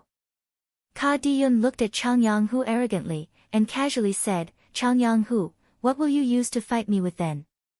Chang Yang-hu angrily glared at Ka Di-yun, fury blazing in his eyes. Chang Yang-hu, your sword. At that moment, a sword came flying out from the audience below the arena. Chang Yang-hu grabbed the iron sword while settling into a stance. The sword was not light at all, and was of a fairly long size. The silver-white sword sparkled in the light in all four directions, and aside from the color, there were few differences between Ka Di-yun's sword and Chang Yang-hu's sword. Chapter 23, Becoming Popular Because of Skill. The moment that Ka Di-yun felt pain, he swung out with his other hand at Jian Chen's arms, while aiming his left leg at Jian Chen's groin. Even though one of his arms was useless, Ka Di-yun was still able to launch a counterattack. Even with this unsightly scene, Ka Di-yun had some experience with battles and tried to escape this situation. Seeing a flurry of arms and legs flashing before his eyes, Jian Chen knew that he wouldn't be able to directly take the attacks head-on. He helplessly let go of Ka Di-yun's arm, and used the profound steps to retreat. He managed to dodge Ka Di-yun's attack and circled around to his back, before using his Saint Force to amplify his attack on Ka Di-yun's back. Feeling the strong wind behind his back, Ka Di-yun didn't hesitate for a second and evaded Jian Chen by diving to the side. However, even as he dodged, Ka Di-yun was amazed. No matter where he moved, he would always feel a wind blowing on his back. He wasn't able to keep up with Jian Chen's movements. Pang! Ka Di-yun was completely unable to keep up with Jian Chen, who smashed both of his hands into Ka Di-yun's back, creating a cracking sound as he was hit by a violent attack. This caused Ka Di-yun to stagger 2 steps forward, but since he was a strong saint, he immediately steadied himself. However, his face had already paled, as he realized that Jian Chen had hit the same place twice with his fists. Jian Chen's strength could already be measured at the peak of the 9th layer, and despite Ka Di-yun being stronger than him in rank, he was the one being injured more. At that moment, he could only feel a surge of qi and blood course through his body, his organs screaming in pain. As Ka Di-yun steadied himself, Jian Chen had already arrived at his backside another time, and struck at his back with his right hand once more. Although the fist traveled at a speed that made it look like it was as light as a feather, the effect was anything but light. Anyone that had faced off against Jian Chen before would agree that Jian Chen's strength was more extraordinary than it looked. Ka Di-yun turned around abruptly, his eyes were indignant with anger. For a strong person like him to suffer this much from someone who was by all rights weaker than him, his simple plan to humiliate Jian Chen was no longer as simple as he thought. Ha! Ka Di-yun snarled in anger, as his hands started to glow golden with his Saint Force. The huge concentration of Saint Force condensed into his hand as he faced Jian Chen, aiming it towards Jian Chen's chest. Seeing Jian Chen attack with a seemingly light fist, Ka Di-yun prepared to take it head-on in order to get close to Jian Chen for his own attack. The situation turned into a critical point of the match, as both the fighters' attacks struck each other. Jian Chen's seemingly light and weak fist silently struck against Ka Di-yun's chest. Immediately, Ka Di-yun's own fist let out a muffled sound as it struck against Jian Chen's body, blowing apart a hole in the academy uniform, and revealing a tender white skin that would be the target of envy by many of the girls. But in the blink of an eye, the skin underneath became a pile of bruises after receiving Ka Di-yun's blow. Dang! Dang! Dang! After receiving a blow from Ka Di-yun, Jian Chen's face contorted in pain, and the color started to drain away from his face. And with the blow being enforced by such a huge amount of strength, his legs weren't enough to prevent him from sliding back, until he was a few inches away from the edge of the arena. At this moment, other than his paling face, Jian Chen did not seem to have any other problems, despite Ka Di-yun using his Saint Force to accentuate his attack. Although Jian Chen was only at the 8th layer, because he had been using Azulite Sword Law to constantly cultivate his body since he was young, he had strengthened every single organ and part of his body to the utmost degree. So while on the outside, it seemed that Jian Chen's physical body was quite weak, his actual ability to resist and take damage would leave anyone flabbergasted. Even though Ka Di-yun was a saint, without using his saint weapon, his regular attacks would not be able to seriously wound Jian Chen. At the most, Jian Chen would sport some small bruises. On the other hand, while Ka Di-yun was standing at the same place, his face had scrunched up in major pain as his body began to visibly tremble from the pain he was feeling. Before, Jian Chen's fist that seemed to be as light as a feather, impacted against his stomach and caused a peculiar feeling to be transferred over into him. The power forcibly entered his body and suddenly went berserk as it exploded within him, causing his internal body to go crazy from the pain. Ka Di-yun's face became incomparably dark, as he used all the saint force within his body began to combat the power that was rebelling inside. Since his saint force was stronger than Jian Chen's, the foreign power within him was cleared away quickly, but the damage was done. At this point, Ka Di-yun was suffering from internal damages as well. The damages weren't very serious, but it would definitely impact his performance in the battle for the worse if it dragged on. Ka Di-yun glared at the calm Jian Chen in front of him with a shocked expression. He hadn't ever imagined that he would be put in such a difficult spot as a saint by someone who was lower ranked than him. Although he wasn't using his saint weapon, his strength was still stronger than those at the peak of the 10th layer, let alone the 8th layer Jian Chen. At that moment, Ka Di-yun finally realized how hard it was to deal with Jian Chen, but it was too late to stop. Over the past few confrontations, he understood that without using the saint weapon, he would have a difficult time beating Jian Chen and might even lose to him. With the saint weapon he would definitely win against him, but that wouldn't be a bright situation. Besides, he had also clearly stated that he wouldn't use a saint weapon against Jian Chen. If he went back on his word now, then even if he won, his reputation would plummet to the bottom. After all, there were plenty of people watching the match, along with some seniors. Not only that, but he was Ka Di-yun, Jessen Kingdom's elite elder son of the Ka Di clan. He couldn't lose face now. Ka Di-yun was starting to reflect on his actions now, but then Jian Chen decided to charge at him with both his arms outstretched. Rapidly approaching, Jian Chen was using a weird technique to cause his moves to become unpredictable and made him look like a bolt of lightning. In Ka Di-yun's eyes, Jian Chen had become an after-image. Ka Di-yun narrowly blocked Jian Chen's strike. His right arm was dislocated, and he hadn't had enough time to pop it back into place, so he could only use his left hand to block against Jian Chen's attacks. Because of this, in face of Jian Chen's saint force, Ka Di-yun fell from his invincible position, and began to fight back earnestly now. He no longer belittled Jian Chen, and started to view him as an opponent of the same level. The two people continued to fight at a fast-paced speed. The battlefield became fierce. Jian Chen didn't dare to hold back since Ka Di-yun's strength was much stronger than his own. With both of them in a deadlock, the two could only defend against each other. Jian Chen's attacks were getting stronger and stronger, while Ka Di-yun was finding it harder and harder to resist. Gradually in front of Ka Di-yun's eyes, all he could see were the palms of Jian Chen's hands. His eyes were getting too tired to differentiate between the after-images of Jian Chen, and he could only rely on his listening abilities to tell when and where Jian Chen would attack. Finally, Ka Di-yun became careless, and Jian Chen struck out at his left shoulder with a powerful strike. Ka Di-yun couldn't help but lag behind, as Jian Chen began to bombard him with a plethora of attacks. It was almost as if Ka Di-yun was in a very violent storm where he was battered from every angle. Pang! Pang! Pang!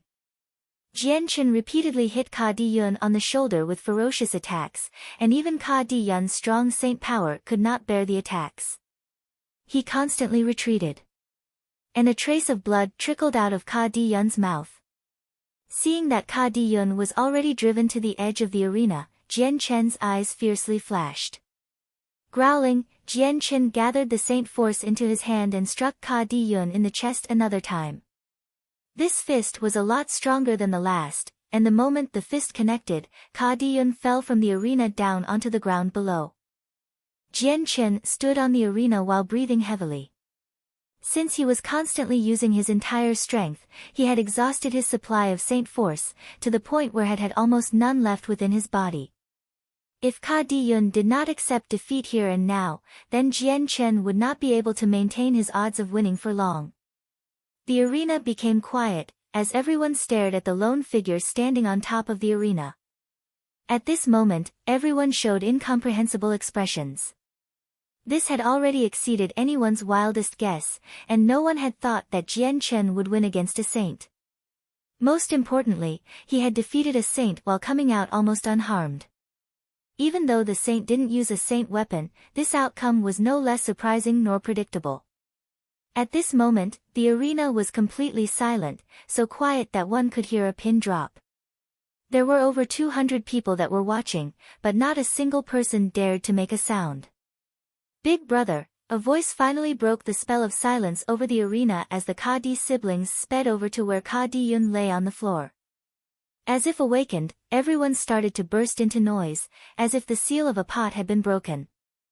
All around the arena, people were chattering away noisily with excitement and shock. Heavens, I'm not dreaming, an 8th layer student managed to beat a saint. This is an unprecedented event in the academy history. Is that Changyang Xiang Tian really at the 8th layer? Even a person at the peak of the 10th layer wouldn't necessarily be able to beat a saint who wasn't using his saint weapon.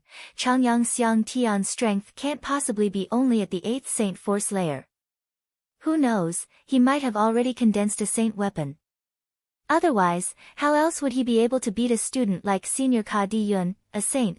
Perhaps Changyang Xiang Tian used some sort of despicable method to win. Jian Chen didn't bother to answer any of the comments and jumped down to where his older brother Changyang Hu was.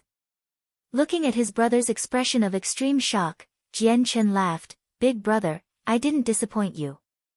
I've won. Changyang Hu became emotional after hearing that, and hugged Jian Chen with both arms.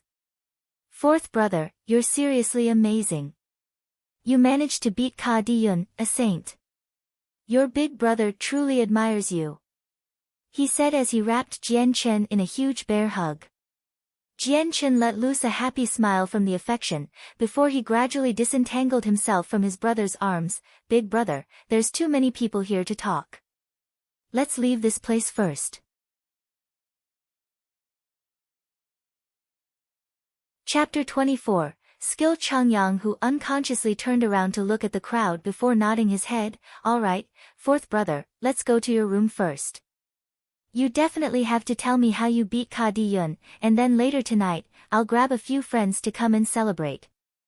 Jian Chen smiled happily at his brother. Big brother, I can teach you how I beat Ka Di Yun, but let's forget about the celebration. Fine, I'll listen to you. Come on, 4th brother, let's go back to your dorm, it's far too noisy here. Changyang Hu started to pull his younger brother back towards the direction of the dorms. Changyang Xiang Tian. Before Jian Chen could take a step, a gentle and exquisite voice called out to him. Hearing the familiar voice, Jian Chen blanked out for a moment before turning around. Looking at the speaker, he recognized the figure of the running girl, particularly the pretty girl who had sat next to him in the library earlier. Yes? Jian Chen questioned, as he indifferently looked at the young girl, who was so beautiful that it would be easy to cause a city to fight over her. The girl's voice was like a gentle stream of water as she laughed joyously. Slowly extending her arm out to reveal a purse, she happily said, Changyang Xiang Tian, you managed to win me 100 purple coins, I really have to thank you. Her voice was extraordinarily soft, and also very pleasant to listen to. It was almost as if she was a skylark singing on a peaceful day. Hearing this, Changyang Hu appeared to have suddenly realized something. He slapped his forehead in disbelief. Yeah, I just remembered.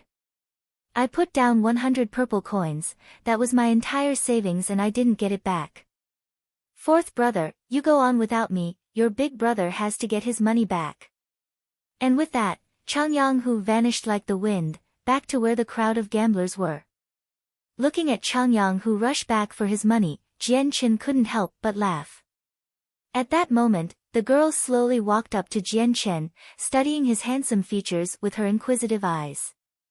Hello. Changyang Xiang Tian, my name is Yu Yu. May I ask you a question? Jian Chen laughed and replied, Miss Yu Yu, if you have a question, you should go on ahead and ask, but I can't guarantee an answer. No worries. Yu Yu gently laughed before asking, Changyang Xiang Tian, is your strength is really only of the 8th Saint Force layer? Jianchen hesitated for a moment before he nodded his head. That's right, at the moment, I am currently in the 8th Saint Force layer, but I have a feeling I'll be making a breakthrough into the 9th layer soon. Yu Yu was surprised after hearing his answer. With an astounded look, she exclaimed, Changyang Xiang Tian, you mean you really haven't reached the saint level? Her voice carried some doubt. Clearly, she didn't believe him entirely. Noticing the disbelief in her voice, Jianchen furrowed his brows and spoke with some annoyance, Miss Yu Yu, I seem to have answered your question. Even though she was a beautiful girl that could cause countless cities to fight for her, to Jianchen, she was no different than the average girl. Yu Yu immediately waved her hands in an apologetic motion as she laughed, I'm sorry, Changyang Xiang Tian, I'm just far too amazed. I hope you didn't take offense to what I said. Her voice trailed off as Changyang Hu came running back with a joyful face and a fat coin bag. When he arrived by Jianchen's side, he was tossing the purse up and down his hand as he snickered, Fourth brother, your big brother is very wise. In less than an hour, I've won 100 purple coins. 100 purple coins was by no means a small number to a commoner, and for those who only ate a simple amount of food in their lives, 100 purple coins could feed a family of 3 for the rest of their lives. Staring at the coin purse in his brother's hands, Jianchen started to smile and said, Miss Yu Yu, if you have no other questions, then I'll be leaving first. Yu Yu smiled back at him, that's fine, I won't hold you up any longer. I haven't finished reading my book either, so I'll be returning to the library. Changyang Xiang Tian, I'll see you later. Soon after, Jianchen brought his older brother back to his dorm and closed the door as they both walked in. Immediately, Changyang Hu impatiently asked, Fourth brother, you've got to tell me what you did to beat Ka Diyun, and how strong you really are. It couldn't only be at the 8th Saint Force layer, you have to be a saint. As he spoke, Changyang Hu's face revealed an impatient, excited face as he waited for an answer. Jianchen gently shook his head, I'm not. Big brother, my actual strength should be not too far away from the 9th Saint Force layer. As for reaching the saint level, I believe I'm still quite far away from it. Changyang Hu looked at him with doubt, Fourth brother, if you say you haven't reached the level of a saint, then how did you beat Ka Diyun? Laughing, Jianchen replied, how did I beat Ka Diyun? Big brother, did you not see the match clearly? Changyang Hu's head drooped down in embarrassment as he blushed, that is, Fourth brother, actually I wasn't able to see the match all that clearly. Could you please tell your older brother? Although Changyang Hu had seen the match from start to finish, there were some things that could not be comprehended by eyesight alone. For example, Changyang Hu had not been able to comprehend what happened when Jianchen struck at Ka Diyun with a punch that seemed to be as light as a feather, but still managed to significantly damage. Jianchen sat on his bed, calmly looked at Changyang Hu, and said, Big brother, the only reason a student of the 8th layer like me was able to beat a saint like Ka Diyun was because I relied on a technique to win. A technique? Changyang Hu was still skeptical. He was no stranger when it came to techniques and skill, because in the academy, many of the teachers would often talk about their knowledge of their personal techniques. In a fight against equally matched experts, one would need to use extremely strong techniques in order to win, but such techniques weren't so easy to train in. Even if they did learn the techniques, only those with battle experience would be able to learn and perfect a technique to the point of being able to incorporate it into their fighting styles. What Changyang Hu really confused was that, not only was Jianchen younger than him, but he has also only been at the academy for a few days now. Changyang Hu couldn't help but be shocked when he saw that Jianchen had mastered such a technique. Fourth brother, where did you learn a technique like that? Changyang Hu asked curiously. Jianchen shook his head sadly, Big brother, I can't tell you that. Upon hearing that, Changyang Hu had a look of sorrow on his face. The next thing Jianchen had said though, brought his spirits back up, Big brother, if you are willing to learn a martial technique, I can teach you. For real? That's great. Fourth brother, when can you get started on teaching me? How about now? He was anxious to get started, and wanted to learn this amazing technique right away. Once he learned the technique, then it was even possible for him to challenge saints who had condensed their saint weapons with his current power. Jian Chen laughed, "Big brother, it would be better to start tomorrow. I'll be waiting for you in the eastern grotto outside the academy tomorrow morning." "Alright, fourth brother, it's a deal. I'll be at the grotto tomorrow morning," Chang Yang-hu promised. Although many of the academy teachers could help instruct one on learning a martial technique, he knew in his heart that fighting techniques were best taught by the previous generation in a clan. Techniques taught by the professors here would not be strong enough to overwhelm any of his opponents. Afterwards, the two brothers chatted for a while, until Chang Yang-hu finally left. Because Jian Chen had used up most of his saint force to fight against Ka Di Yun, he was exhausted and slightly injured. Because of that, he decided to use the Class 3 Monster Core in order to recover his health. Little did he know that, the whole academy was already in an uproar about how Jian Chen had beaten Ka Di Yun. There wasn't anyone in the academy who hadn't heard about it, and it shocked both students and teachers alike. Everyone thought this to be inconceivable, and an event of this scale was practically unprecedented in the entire history of the Kargath Academy. No one had ever heard of a saint, who had been strong enough to easily beat a person at the peak of the 10th layer be beaten by someone only at the 8th layer. Even if a saint did not use a saint weapon, she could still easily defeat someone of the 9th layer, let alone a freshman who was only at the 8th layer. The news of the fight between Jian Chen and Ka Di Yun soon reached the ears of the headmaster. Within the middle of the central tower in Kargath Academy, the headmaster pondered about the situation while standing next to the open window. As his eyebrows knit together, he asked, "Bai-en, is what you say true? Changyang Xiang Tian actually beat the Saint Ka Di Yun while he was only at the 8th Saint Force layer?" Even the headmaster couldn't believe it the first time, and his eyes twinkled in curiosity. The vice headmaster, Bai-en, stood respectfully behind the headmaster. In response to the headmaster's words, Bai-en replied, "Headmaster, I've heard all of the students talk about it, but I'm not too sure of the exact details. But right now, this event has set the academy upside down. Practically every teacher knows that Changyang Xiang Tian has beaten the higher-ranked Ka Di Yun. Rumors have it though, that Ka Di Yun didn't use his saint weapon, and fought bare-handed against Jian Chen." The headmaster stroked his long white beard, in deep thought. Since the rumors spread this wide, it would appear that it is true. It seems that Changbai has brought quite the complicated youngster. For a saint to be beaten by an 8th later student, how inconceivable. Even if the saint had recently broken through and didn't use his weapon, his strength should still be higher than one at the 10th layer. In all my years at Kargath Academy, I have never seen such a match where someone with a lower level won. Headmaster, what should we do about this situation? Sooner or later, the seniors of the school will search for the 8th layer student who beat a saint, and become an inconvenience for Changyang Xiang Tian, said Bai-en with a respectful tone. The amount of respect Bai-en had for headmaster couldn't be measured, as it could even be considered as worship. The headmaster turned towards Bai-en and casually waved his hand. "Forget it, let them handle it by themselves. As long as they don't make a big deal out of it, we won't interfere. Besides, this should be a test for them. If they can't take everything thrown at them, then they won't mature into fine warriors."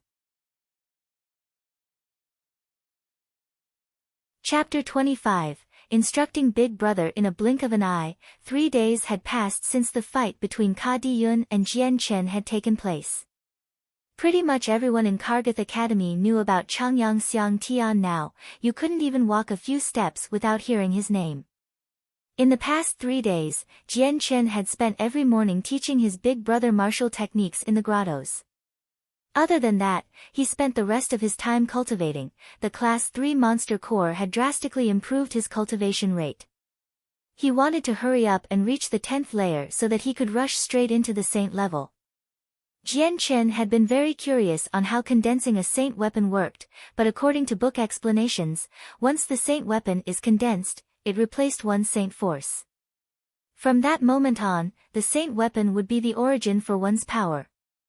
While it remains in the body, it releases Saint Force, and when one summons it, the Saint weapon becomes one's strongest weapon.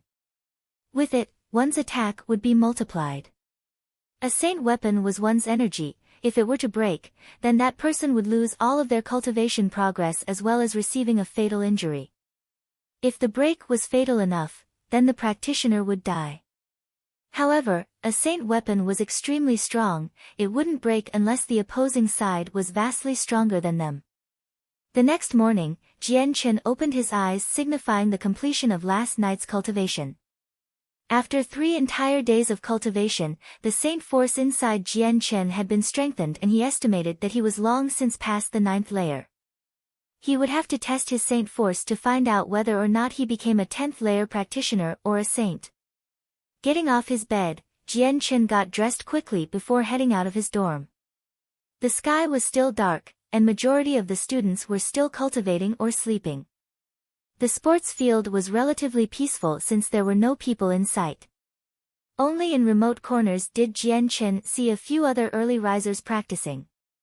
Passing the field, Jian Chen immediately headed towards the grotto. These past few days, Jian Chen was to spend some time every morning to teach his older brother some knowledge about the aspects of fighting. After all, in his previous world, Jian Chen was a wanderer and an expert for many years, so he had participated in countless battles. The amount of battle experience far surpassed that of the Kagarth Academy teachers. If actually compared, Jian Chen already had the qualifications to go teach the Kagarth Academy teachers. When Jian Chen arrived at the grotto, he discovered that his older brother Changyang who was already waiting there, and was currently sitting on a tree stump. He had an aimless expression, as he randomly swept his gaze around his surroundings in boredom. As soon as Jian Chen appeared, he immediately stood up in excitement, and jumped up from the tree stump. He happily said, "Fourth brother, you've finally arrived." Jian Chen smiled, "Big brother, why did you arrive so early?" "Hee, it's habit, just a habit." "Fourth brother, let's start now. I spent the whole day yesterday trying to make heads or tails of the utilization of power you mentioned yesterday morning, but I was still unable to understand it. Can you re-explain it in detail to your big brother, one more time?" Changyang Hu asked in a slightly embarrassed tone. "Of course I can." Jian Chen smiled, and replied, "Big brother, I'll tell you about that tomorrow morning. Today, I'll personally demonstrate it to you." Saying this, Jian Chen picked up a skinny stick next to his feet. "Big brother, watch closely." Saying this, Jian Chen took the branch and lightly waved it in the direction of a small tree, about the thickness of his wrist. When the branch approached the small tree, the skinny branch directly left his hand and silently pierced through the small tree, as if there were no obstacles at all. It seemed almost as if the small tree was originally only a mirage. As he watched this strange scene, Changyang Hu started to have major doubts. At that moment, a rustling sound was heard, as the small tree started to split in the middle, the top half crashing down. Changyang Hu opened his eyes wide and immediately ran towards the tree only to see the strangely smooth incision on it. It was almost as if a sharp sword had chopped the tree down. It was truly unimaginable since this fine cut done by a light slash of a flimsy tree branch had been enough to chop through the small tree. Immediately, Changyang Hu's eyes switched over to the small tree branch in Jian Chen's hand. He ran on over and took it into his hands to look over, but not matter how much he looked at it, it seemed to be an average tree branch. As he brandished it softly, the tree branch merely swayed with his hand. Seeing this, Changyang Hu's doubt grew even more. He really did not understand how such a plain-looking tree branch could cut down a tree trunk the size of his wrist. He exerting some strength into his fingers, and the tree branch in his hand broke in half. "Fourth brother, how in the world did you do this? How can such a weak little tree branch cut down a small tree?" Changyang Hu asked, the doubt on his face could be clearly seen. Jian Chen laughed, "Big brother, this only requires Saint Force to accomplish it. Don't say it's because of the tree branch, even if it's a needle or a sewing thread, they both can cut through a tree branch with ease. Of course, my current strength isn't strong enough to do that." What, a sewing needle and string can cut through a tree? Fourth brother, do you have a fever or something? This can't be possible. Chang Yang-hu cried out in shock. He couldn't believe what Jian Chen had said at all, since he had never heard of such a thing since he was born. To him, this was an impossible feat. Jian Chen smiled from the start to finish of Chang Yang-hu's outburst. He had not expected him to react differently. But Jian Chen didn't bother to explain. When the day came where Chang Yang-hu's strength was strong enough, he would understand. Jian Chen picked up another tree branch from the ground and said, "Big brother, you're still wondering how I could use a tree branch to cut through a tree, right? Take another look, I'll demonstrate one more time." Chang Yang-hu went silent as he became entirely focused on the tree branch in Jian Chen's hand. He didn't dare to get distracted now, just in case he missed out on some details. Waving the tree branch in his hands, Jian Chen's eyes flashed once before the tree branch suddenly distorted in his hands, causing the bent parts of the tree branch to slowly straighten. In the way it had been warped, it was almost as if it had a life of its own, since it was moving in the same manner as a snake would. It slowly started to move around in midair. Those who saw the sight would only be able to describe it as weird. Chang Yang-hu's eyes grew wide from this strange display as he couldn't believe what he was seeing. With his eyes so wide, he looked as if he'd seen a ghost. He couldn't believe it at all. It was only a tree branch, and yet it had unexpectedly started to move around by itself. Jian Chen's eyes started to emit an amazing light as he cried, "Big brother, please watch carefully." Jian Chen grabbed onto the perfectly straight tree branch and walked forward with it towards another small tree nearby. His movements weren't fast at all. In actuality, they were very slow. Inching towards the tree, the moment his tree branch touched against the tree, it was as if the tree branch was being absorbed into the tree. Slowly, the tree branch went deeper and deeper into the tree trunk before it finally skewered itself through it. This act stunned Chang Yang-hu into silence as he focused onto the impaled tree trunk. His mouth dropped open so much that an egg could fit inside. His eyes were filled with an expression of disbelief. "Fourth brother, how did you do that?" Chang Yang-hu shivered in awe. Even his heart was violently pulsing as his eyes were still planted on the tree. With a faint smile, Jian Chen answered, "Big brother, it's actually not that hard to do this. As long as you harmonize your saint force with the tree branch, then even though it's just a normal tree branch, it will turn into a sharp weapon. If one's strength is strong enough, then the tree branch can cut as easily as an iron sword." To harmonize the saint force and the tree branch, Chang Yang-hu's eyebrows furrowed in concentration as he muttered. Immediately, he grabbed a tree branch on the floor and following Jian Chen's instructions, he began to infuse the tree branch slowly with his saint force. Pang! At the very moment when his saint force made contact with the tree branch violently exploded and sent pieces of it flying throughout the air.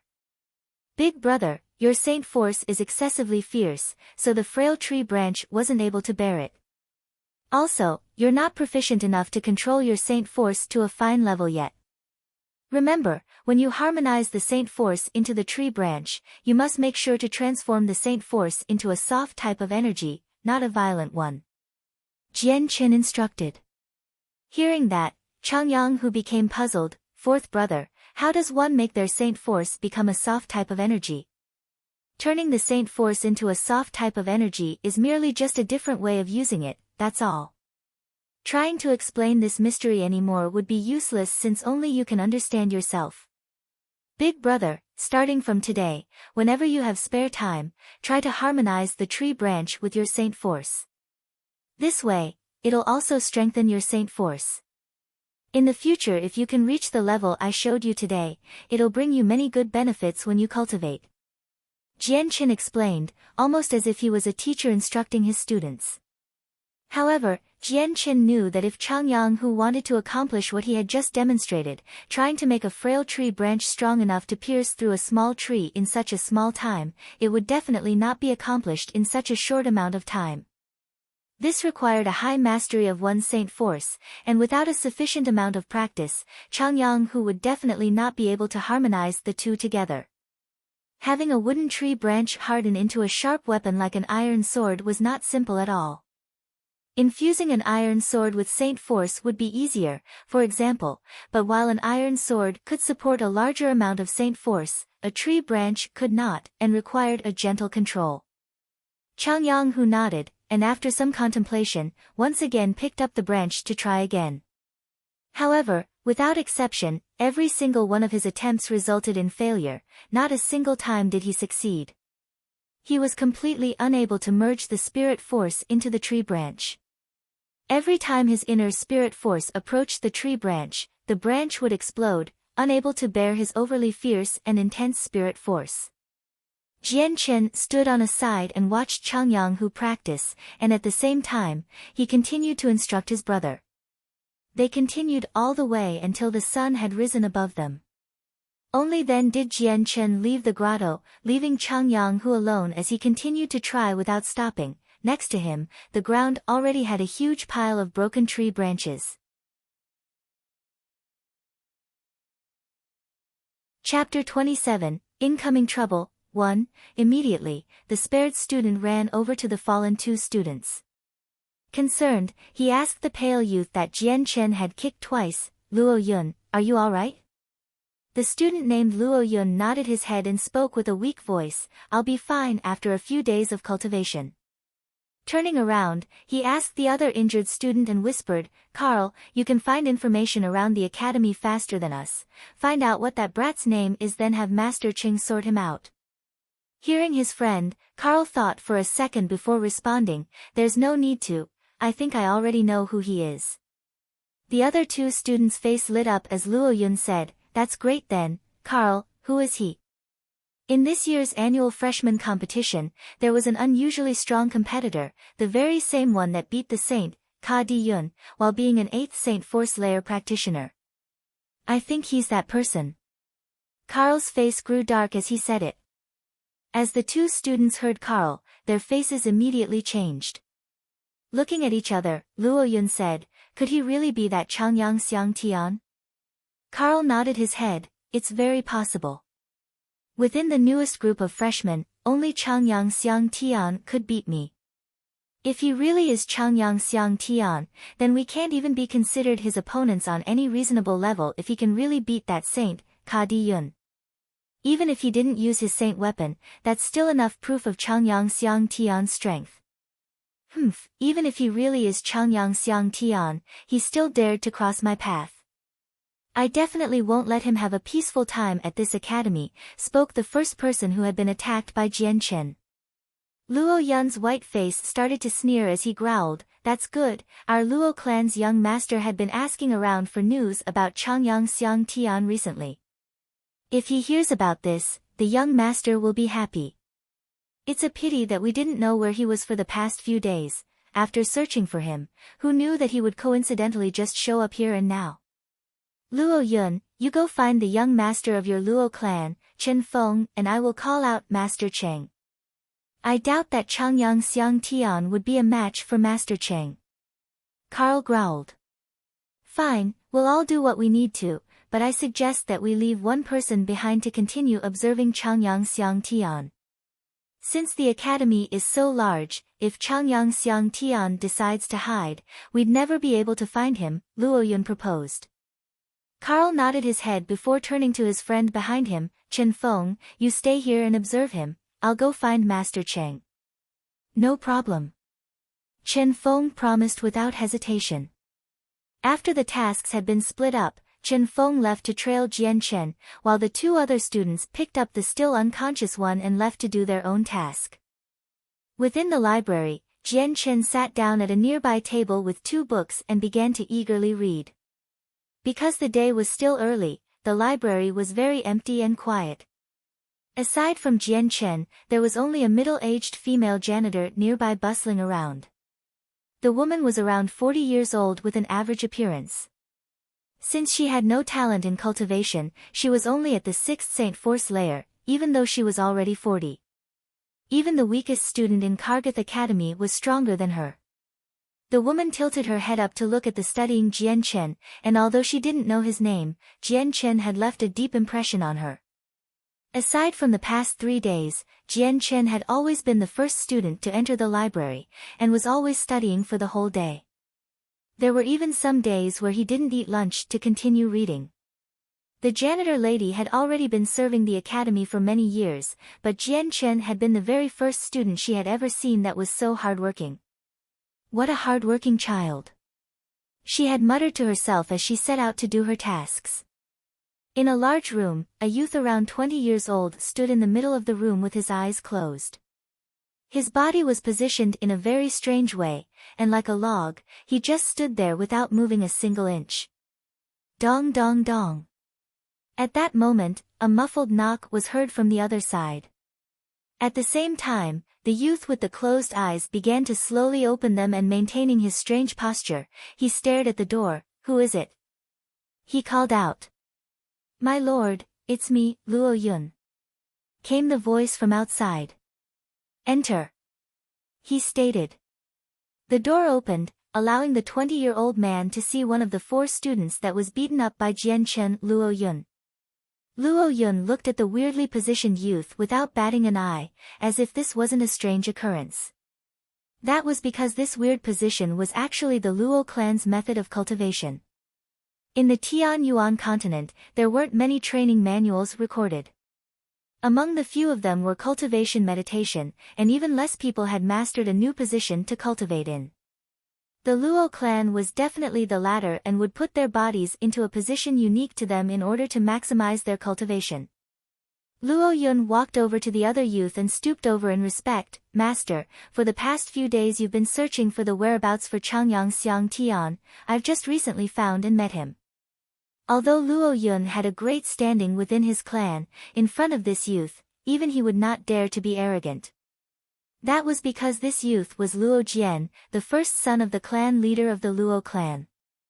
Along with the loving affection from the clan leader, he was deemed to be the future successor of the Luo clan, and so Luo Yun had wanted to curry favor with him. "You found Changyang Xiang Tian." Upon hearing that, Luo Jian's eyes brightened up. Noticing Luo Yun's pale face, Luo Jian's eyes trailed down Luo Yun's shirt to see the single footprint on his chest. With a haughty voice, Luo Jian said, "Seeing you in such a sorry state, it would appear that this Changyang Xiang Tian forced you to suffer quite a bit." Luo Yun's face grew angry as he spoke. "What the Lord says is correct. I just recently saw Changyang Xiang Tian and politely asked him to come visit my lord. But that Changyang Xiang Tian was completely outrageous and arrogant beyond belief. Not only that, but he is extremely violent, and most importantly, he did not care for you at all. He said that the Lord is." Luo Yun started to trail off from hesitation. Luo Jian scowled. "Don't just stand there and stutter. What did Changyang Xiang Tian say about me?" Luo Yun's eyes flashed with an indignant color as he hesitated for one last time. With a spurt of courage, he cried, "Changyang Xiang Tian said that the master wasn't worth a fart, and throwing a shoe at him would not be worth the effort." "What?" Luo Jian's face grew just as angry as his emotions. Although the Luo clan was not extremely influential within the Tianyuan continent, within the Jessan kingdom, they were one of the most prestigious clans with a 200-year-old history. In the Jessan kingdom, the amount of clans that could beat them in power could be counted on one's hands. When it came to the successor of the Luo clan, it can be said that Luo Jian was a noble of extremely high standards that even the crowned prince and princess of the kingdom could be considered to be on the same footing as he was. He didn't think that within the Kargath Academy there would be an unknown freshman that would dare to be so egotistical. In his entire life, he had never seen someone so arrogant towards him. Luo Jian's stare grew cold towards Luo Yun. He really said this. The amount of anger was hardly being concealed by Luo Jian's tone. Seeing Luo Jian's reaction, Luo Yun was secretly delighted. However, he quickly regained himself and said, "Yes, my lord, what Luo Yun says is true. I wouldn't dare lie to you. This Changyang Xiang Tian is truly too arrogant. He never saw you as anyone worthwhile, and even dared to spout out arrogant words. If we do not teach him a lesson, then I fear that the Lord will lose face and be the target of ridicule within the academy." The more Luo Yun spoke, the angrier Luo Jian became. Standing to his feet, he growled, "Where is Changyang Xiang Tian? I want you to bring me to him, and if he truly doesn't see me as someone worthwhile, then I shall see how strong he is." "Yes, of course. Please follow me, my lord." Luo Yun exited the room and brought the angry Luo Jian out of the room with him towards the library. At the same time, within one of the rooms in Kargath Academy, the respectful Karl brought another 20-year-old youth out and towards the library. As they passed through the sports field, a few seniors noted the group with looks of surprise. Their comments could be heard from all directions. "AI, isn't that person walking over there Lord Cheng? He hasn't been seen around the academy for over a year already. What wind blew him here today?" A senior around the same age as him said in surprise. "I've heard that a year ago, Lord Cheng had already reached the middle levels of sainthood, so there's no telling how strong he is now. Lord Cheng is definitely the genius of Kargath Academy. He had condensed a saint weapon at the age of 19 and became a saint. At the age of 20, he then reached the middle levels of sainthood. 1 year has passed already, so the Lord Cheng must have reached the upper levels of sainthood with his talent in cultivation. Definitely, Lord Cheng is the #1 genius at cultivation at Kargath Academy." The headmaster had even said before that by the age of 23, Lord Cheng would definitely become a great saint.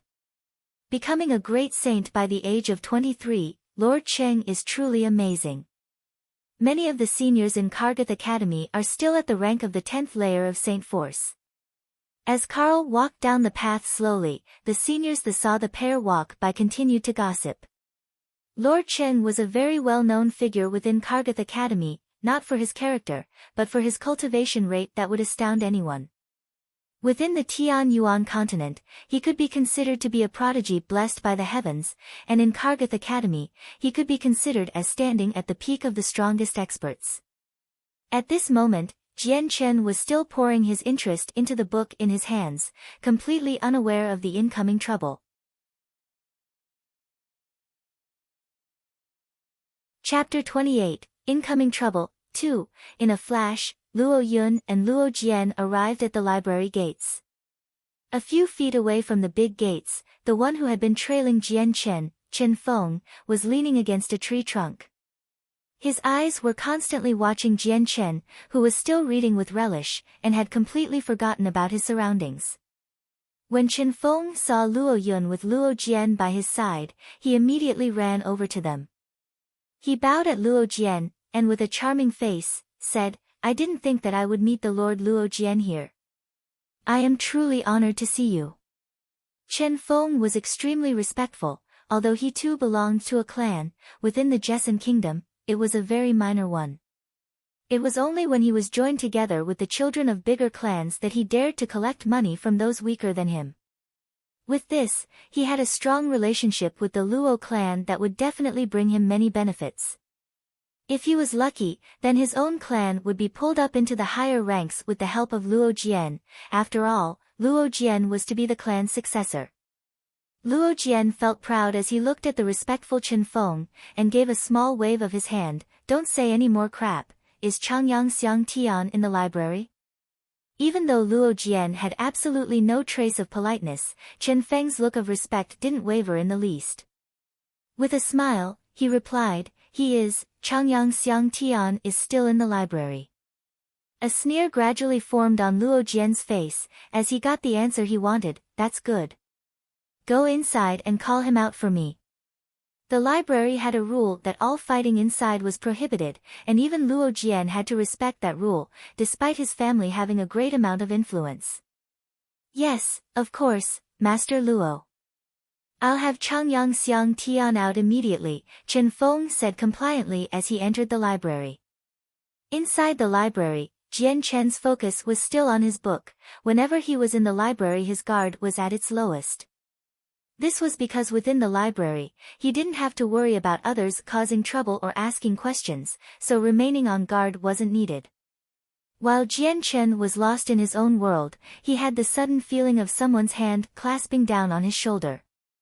Although he was still reluctant to part from his book, he looked to the youth standing next to me with a cold sneer on his face. From his memory, he remembered that this person was one of the 4 people who had tried to extort protection money from him. Chen Feng stood by his side with a look of great joy at Jian Chen's impending doom. With a strange tone, he said, "Changyang Xiang Tian, I didn't think we'd see each other again so soon." "It's you." Jian Chen scowled. Without giving him face, he spoke, "If you're still looking for protection money, then you can scram." Chen Feng's eyes flashed with anger, but he didn't dare make a move towards Jian Chen. The library was strict on their rules, and he was sure that he wasn't a match for Jian Chen. Chen Feng stuck his chest out as he glared maliciously at Jian Chen, and coldly said, "Changyang Xiang Tian, although I am no match for you, Kargath Academy is not someplace you can rampage around. If you really have the guts, then follow me outside. Otherwise, prepare to stay in this library for the rest of your life." After dropping these words, Chen Feng directly walked out of the library. However, the words he had said had already attracted the attentions of all the students within the library. Immediately, many people began to shift their attentions to Jian Chen with complicated expressions of envy, respect, and jealousy. Jian Chen slowly closed the book with a crossed expression. From Chen Feng's words it would seem that he got reinforcements to help him. Jian Chen's eyes twinkled as he put the book back on the bookshelf and then walked towards the entrance of the library deep in thought. Although he knew people were waiting outside for him, if he didn't go out then people would think he was afraid of them. If Jian Chen wanted to continue reading books in the library in peace, then he would need to reveal his own strength and inspire fear into the others. Otherwise more and more people would come and find trouble with him. There would be no point in coming to the library in that case. Although he knew that the people outside were definitely not weak, it was possible that they were experts at the same level as Ka Diyun. However, Jian Chen still did not show any trace of fear. He was confident that if he faced a saint at his current level, even if he didn't win, he would not easily lose. After all, no matter if it were battle experience or techniques, Jian Chen far surpassed anyone else at the academy. Moreover, he was a person who had experienced countless life or death situations. As soon as Jian Chen left the library, he looked up to find 3 youths standing outside the door. They didn't look very different from each other, as they all wore the school uniform. 2 of the people were part of the extortion group Jian Chen had met before, and the third one was looking at Jian Chen with an expression full of arrogance. It was obvious that he had been a helper summoned by the other 2. Seeing Jian Chen actually walk out of the library, Luo Yun began to laugh evilly. He whispered to Luo Jian standing next to him, "My lord, he is Changyang Xiang Tian." Luo Jian's arrogant eyes sized up Jian Chen with an expression of disdain, and he coldly said, "Brat, are you Changyang Xiang Tian?" Jian Chen gave Luo Jian a level look. Luo Jian looked to be around 22 to 23 years old, and he had an extremely handsome appearance. However, his expression did not hide any of his arrogance. "And who are you?" Jian Chen indifferently replied to Luo Jian, his tone ice-cold. Luo Yun, who was standing next to Luo Jian, shouted, "How dare you, Changyang Xiang Tian? What kind of status do you have to dare to use that kind of tone to talk to my clan's lord? Do you want to get kicked out of this academy? Changyang Xiang Tian, hurry up and apologize to my lord. Otherwise, don't think you can stay at Kargath Academy for much long." Chen Feng did not miss the chance to suck up to Luo Jian, and yelled back at Jian Chen in an indignant tone. Hearing these 2's words, the Luo clan's lord, Luo Jian, became even haughtier, and his face was full of self-pride. Jian Chen's unchanged face gradually showed a hint of a sneer, and he looked at the 3 people with disdain, and said, "Based on your words, are you saying that the headmaster of Kargath Academy will listen to you 3? Or perhaps, are you saying that Kargath Academy belongs to your clan, whoever you want to leave must leave? The 3 of you are really too audacious, to even dare to look down on the headmaster." Hearing Jian Chen's words, the expression of both Luo Yun and Chen Feng suddenly paled. Even Luo Jia, who had a huge clan backing him up, he could not stop his expression from turning unsightly, as he glared poisonously at Jian Chen. Although he had the most influence backing him up out of the three, since Luo Jian was the successor of Jessen Kingdom's powerful Luo clan, he did not dare to show any disrespect towards the headmaster of Kargath Academy. If Jian Chen's words spread to the headmaster's ears, then they would be heavily punished. In the worst-case scenario, they could be directly expelled. Even if Luo Jian had a powerful background, even if his father was Luo clan's clan leader, even if he was Luo clan's successor, there was no way he could get away of such a consequence completely cop-free. His Luo clan would definitely not be willing to offend Kargath Academy's headmaster for his sake. Luo Jian's face turned gloomy, and he glared at Jian Chen. Changyang Xiang Tian, you really are quite arrogant. I just wonder if you have the qualifications to be so arrogant. Jian Chen laughed in disdain, and coldly replied, stop wasting your breath, just say why you've come looking for me. Luo Jian let out a smile filled with a murderous intent. The reason I came is very simple. I just wanted to see how someone like you defeated a recently advanced saint, even if Ka Diyun didn't use a saint weapon. Changyang Xiang Tian, are you really that amazing? Luo Jian cracked the knuckles on both his hands before clenching them both. The loud snapping sound from his knuckles was clear to hear as a strong amount of energy started to emit from his body onto Jian Chen's own. At the same time, the people who were reading their books inside the library all closed their books. Everyone started to chatter excitedly as they watched the events that were happening with Jian Chen with pleasure. Regarding the qi that Luo Jian was emitting, Jian Chen was not affected at all and stood straight like a towering mountain. Luo Jian's strength was clear to Jian Chen and was not at all weaker to Ka Diyun, however, it was not strong enough for him to fear. Instead, his fighting spirit rose. As soon as they saw the two opponents were about to start fighting, the people in front of the library began to retreat, afraid that they would be affected by any shockwaves. How could we miss such an interesting battle? Just before the two people were about to begin fighting, a voice suddenly rang out from the back, and a few youths wearing the school uniform walked out from behind. There were a total of 5 people that had just arrived. Among them, one of the people was another person from the extortion group that Jian Chen had encountered earlier. Jian Chen did not recognize the other 4, but anyone could tell with a single glance that they were from major clans. Their brows seemed to hold an aloof and remote expressions. However, what drew Jian Chen's attention was the youth standing in the center of the group of 5.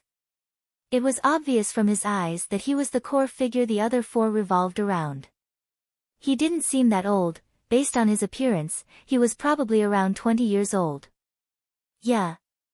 Everyone, look, isn't the person in the middle Master Cheng, who's been missing the past year? I didn't imagine that he would also come. That's right, it really is Master Cheng, our Kargath Academy's genius.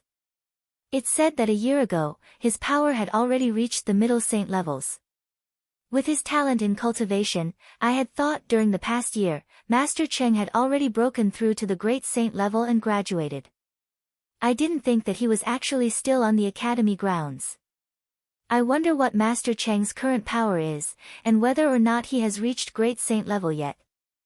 The 3 people next to Master Cheng seem to be powerful saints who have already condensed their saint weapons. To think that the elites that are normally rare to see would all appear here.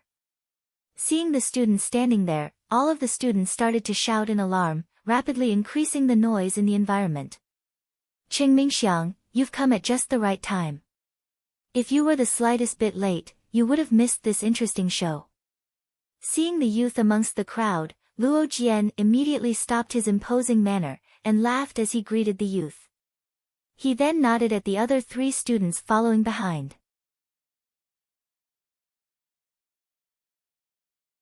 Chapter 29, Another encounter with Tai Ta. Qing Mingxiang started to smile. How could I miss a match like this? He stared down at Jian Chen with disdain before saying, do you think that's Changyang Xiang Tian? Correct, Lord Cheng. He's definitely that Changyang Xiang Tian who hurt our companions. Luo Jian said as he stood behind Carl. Qing Mingxiang nodded his head and said slowly, Changyang Xiang Tian, you're definitely not bad, to even hurt my comrades. His voice was getting darker with each word. Jian Chen's mind already understood that these were a group of unreasonable children with rich parents, so arguing with them was of no use, they would only listen to force. Thus, Jian Chen didn't bother to say any trash talk. Instead, he said coldly, "So what if we fight? If you're not happy with this, make the first move instead of spouting so much bullshit." Hearing Jian Chen's words, Cheng Mingxiang's face gradually turned ashen. Good. Good, good. Then it's time to see how strong you really are. With that, his body started to glow so brightly that the light extended 10 meters away to where Jian Chen was. Dashing forward, he launched his fist towards Jian Chen's nose. Against a person who wasn't even a saint, he wouldn't even bother using his saint weapon. Even Jian Chen knew that Cheng Mingxiang's strength far surpassed Ka Diyun. The difference in saint force was far too great with his own as well. Therefore, Jian Chen absolutely could not afford to take that fist. Just when Cheng Mingxiang's fist was about to connect with Jian Chen's head, his head suddenly blurred and dodged the fist. At the same time, Jian Chen's two fists went up to grab at the incoming arm from Cheng Mingxiang.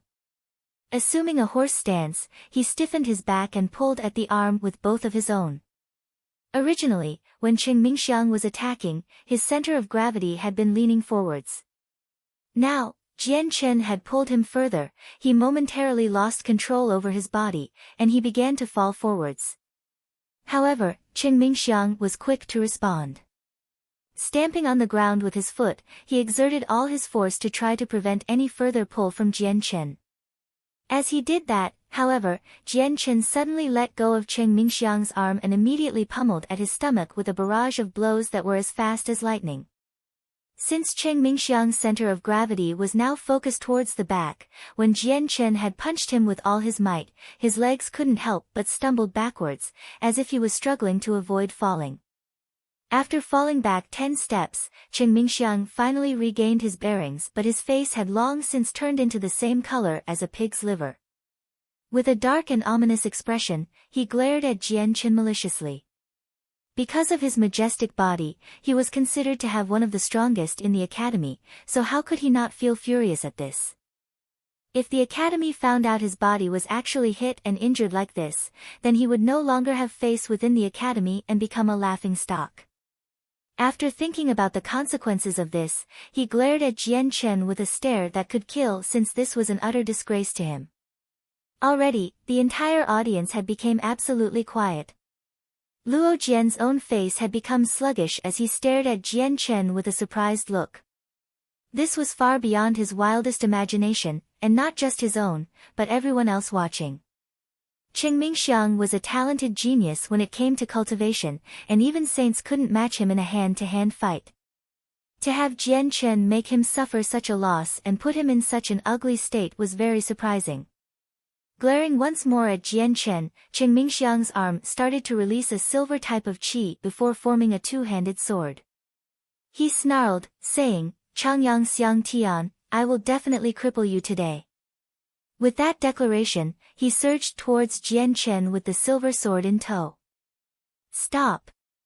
Right as Cheng Mingxiang had started to move, another deep voice had shouted over the crowd and noise. Immediately, everyone saw a rather robust and suntanned youth slowly walk forward. When Jian Chen saw the sturdy youth come forward, his eyes widened in shock. It was because this person was also a participant in the freshman competition and the person with the heavenly blessed strength, Tai Ta. The moment when Luo Jian and Cheng Mingxiang's men looked at Tai Ta, their faces started to change, an abject fear taking hold of them. Luo Yun didn't recognize Tai Ta at all, so with an arrogant cry towards Tai Ta, he demanded, "Who are you?" "This is business concerning Lord Luo and Lord Cheng, so don't interfere, otherwise you'll regret it, shut your mouth." Not even waiting for Luo Yun to finish talking, Luo Jian cut into Luo Yun's speech. Not even paying attention to Luo Yun's look of surprise, Luo Jian's face contained a smile towards Tai Ta as he cupped his hands in salute. So it was Brother Tai Ta after all. This one wonders what Brother Tai Ta is doing here. Tai Ta looked at him with a strange look before speaking in a low voice, "Who are you? I don't recognize you at all." Not understanding why Luo Jian's face became so unsightly, Tai Ta directly walked towards Jian Chen and lifted his hand to clasp onto Jian Chen's shoulder. Changyang Xiang Tian, I didn't think I'd meet you here of all places. It has been so many days since I last saw you. He boomed. Jian Chen also gave a faint laugh. Tai Ta, let us put off this chat for now and let me take care of a few troublesome matters first. Listening to what Jian Chen said, Tai Ta's head whipped over to Qing Mingxiang and Luo Jian's group and slowly stared at them before pointing a finger. Changyang Xiang Tian, could it be that they're trying to bully you? It could be said that way, yes, Jian Chen indifferently said as he crossed his arms in front of his chest. As soon as he heard this, Tai Ta immediately rolled up his sleeves. He fiercely looked at the opposing group of people and loudly declared, Changyang Xiang Tian is my brother. Anyone who bullies him is bullying me as well. Whoever wants fight, come out. Even though my power might not be that strong, I, Tai Ta, am not afraid of you guys.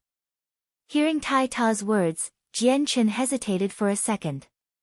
He looked at Tai Ta in confusion, not quite understand when he had become Tai Ta's brother.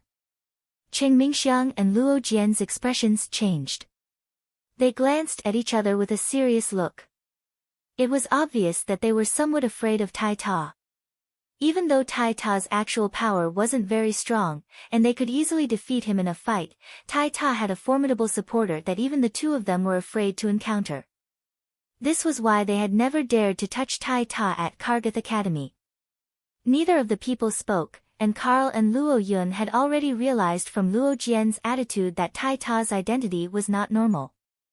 Thus, they made the smart decision of not making a sound. At that moment, the atmosphere had become slightly strange.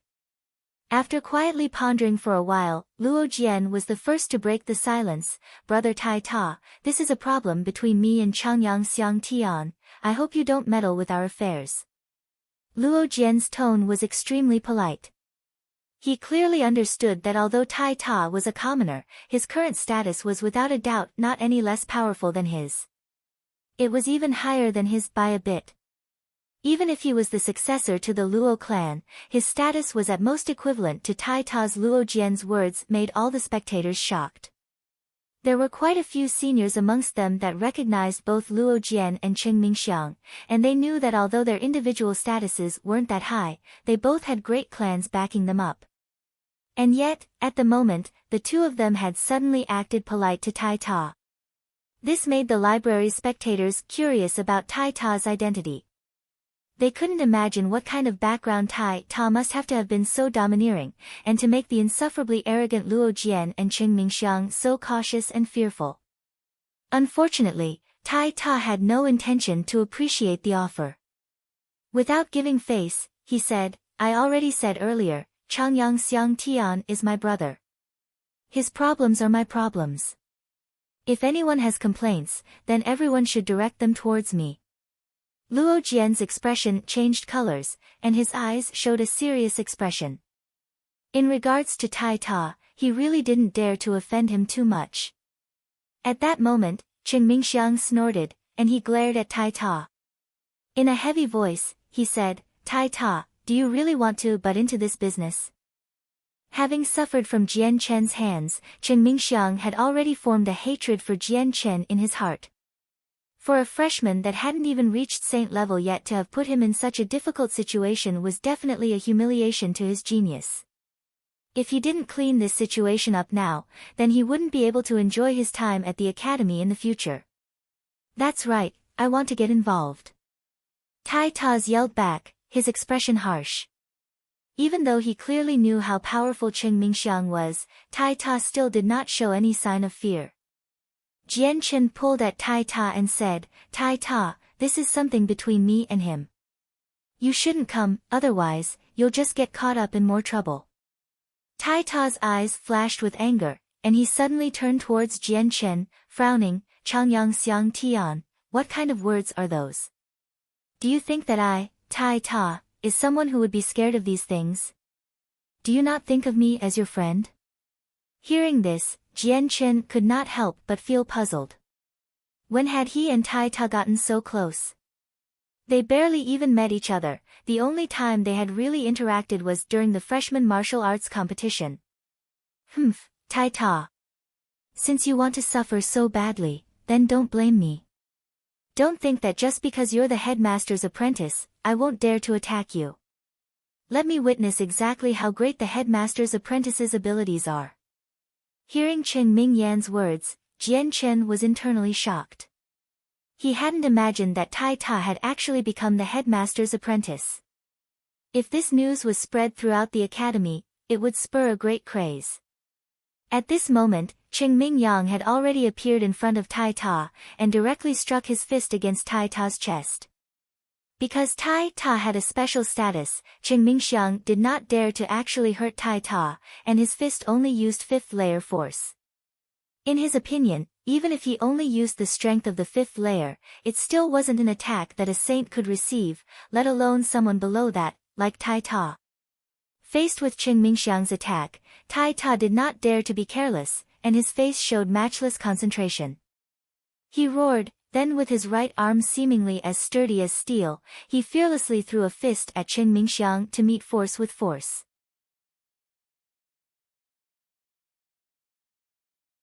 Chapter 31, A Breakthrough. Peak of the 10th layer. Bai En's terrifying gaze lingered on Luo Jian for some time before snorting loudly.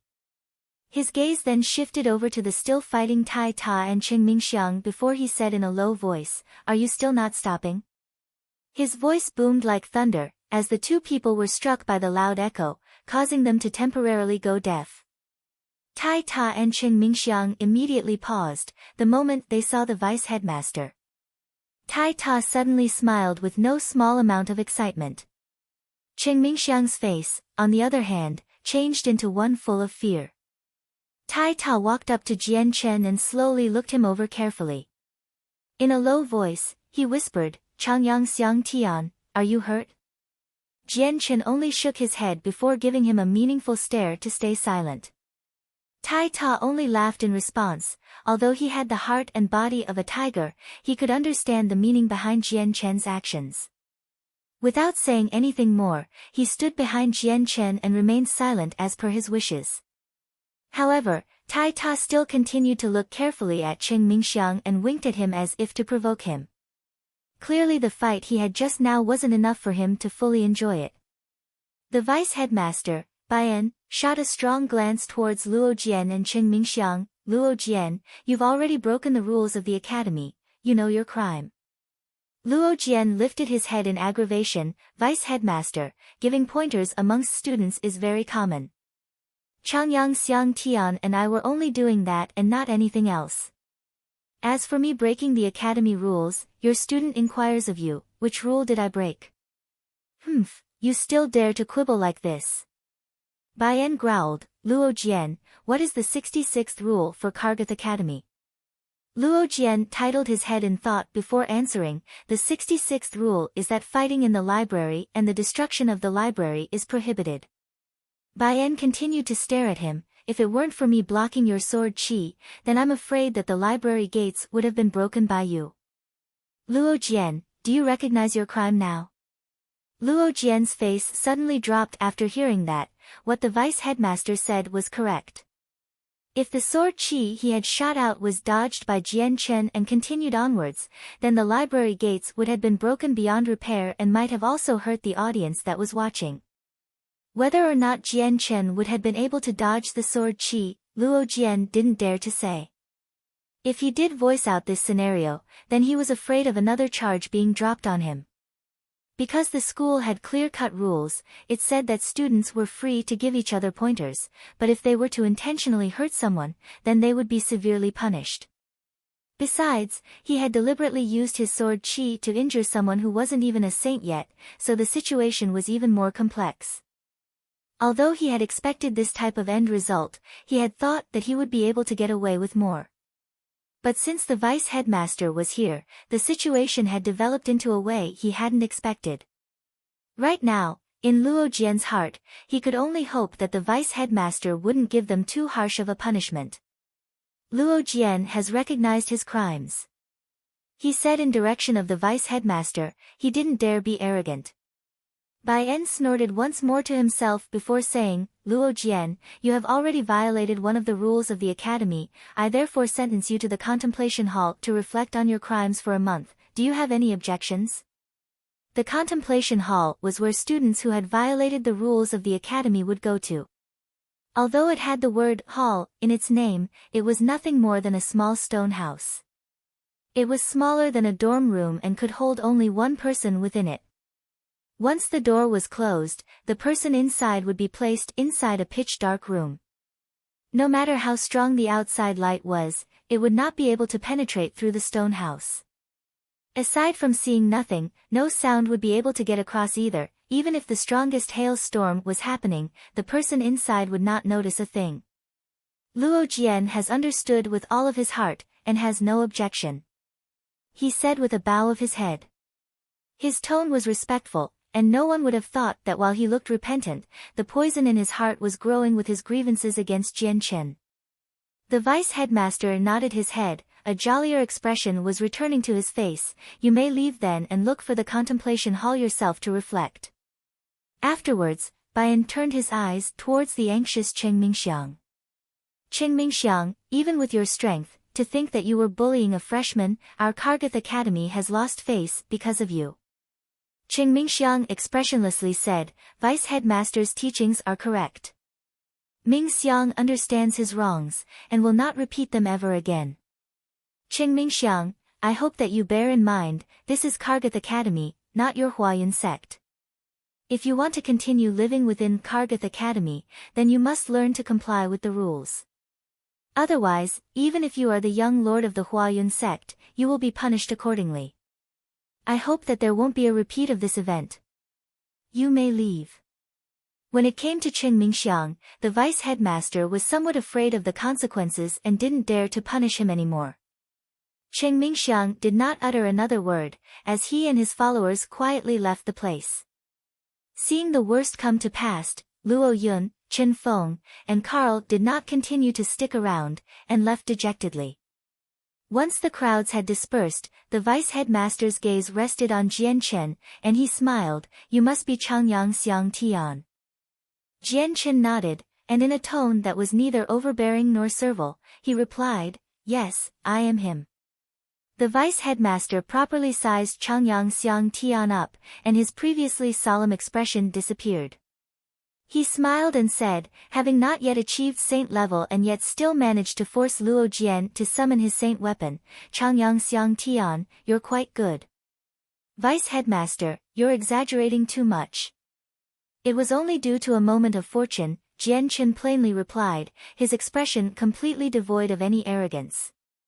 As his eyes gazed at Jian Chen's collected expression, Vice Headmaster, Bai En, nodded his head in praise, Changyang Xiang Tian, you need to properly cultivate, and aim to become saint level as soon as possible.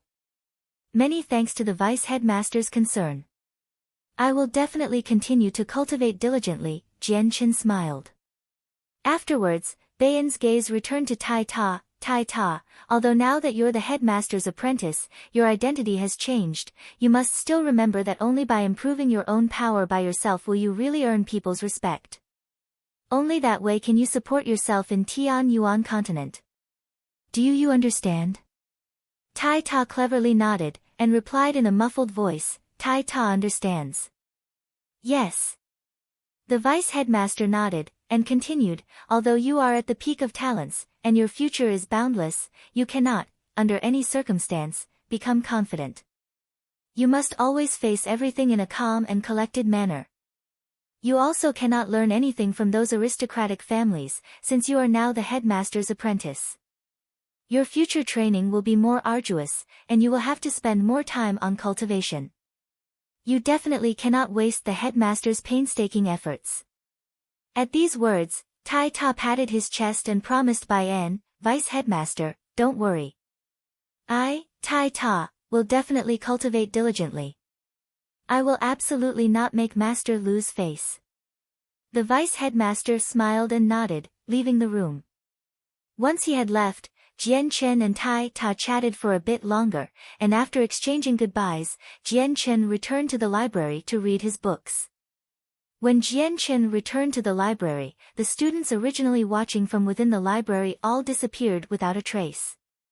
Not long after, the two moving news had traveled around the entire Kargath Academy at an unbelievable rate.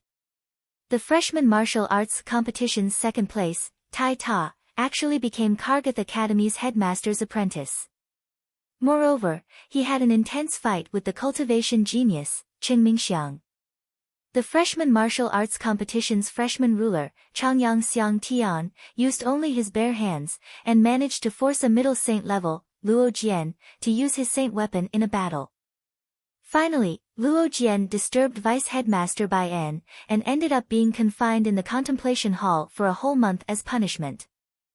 These two pieces of news had already been spread to every corner of Kargath Academy in the short span of 2 hours' time, shocking both teachers and students alike. At the same time, Tai Ta had become the most well-known celebrity in Kargath Academy. He was originally just a commoner, but now that his identity had gone through world-shaking changes, nobles that had originally looked down on him because of his background now looked at him with new expressions. From that day on, Tai Ta had also become the child that people with varying amounts of influence tried to rope into their families.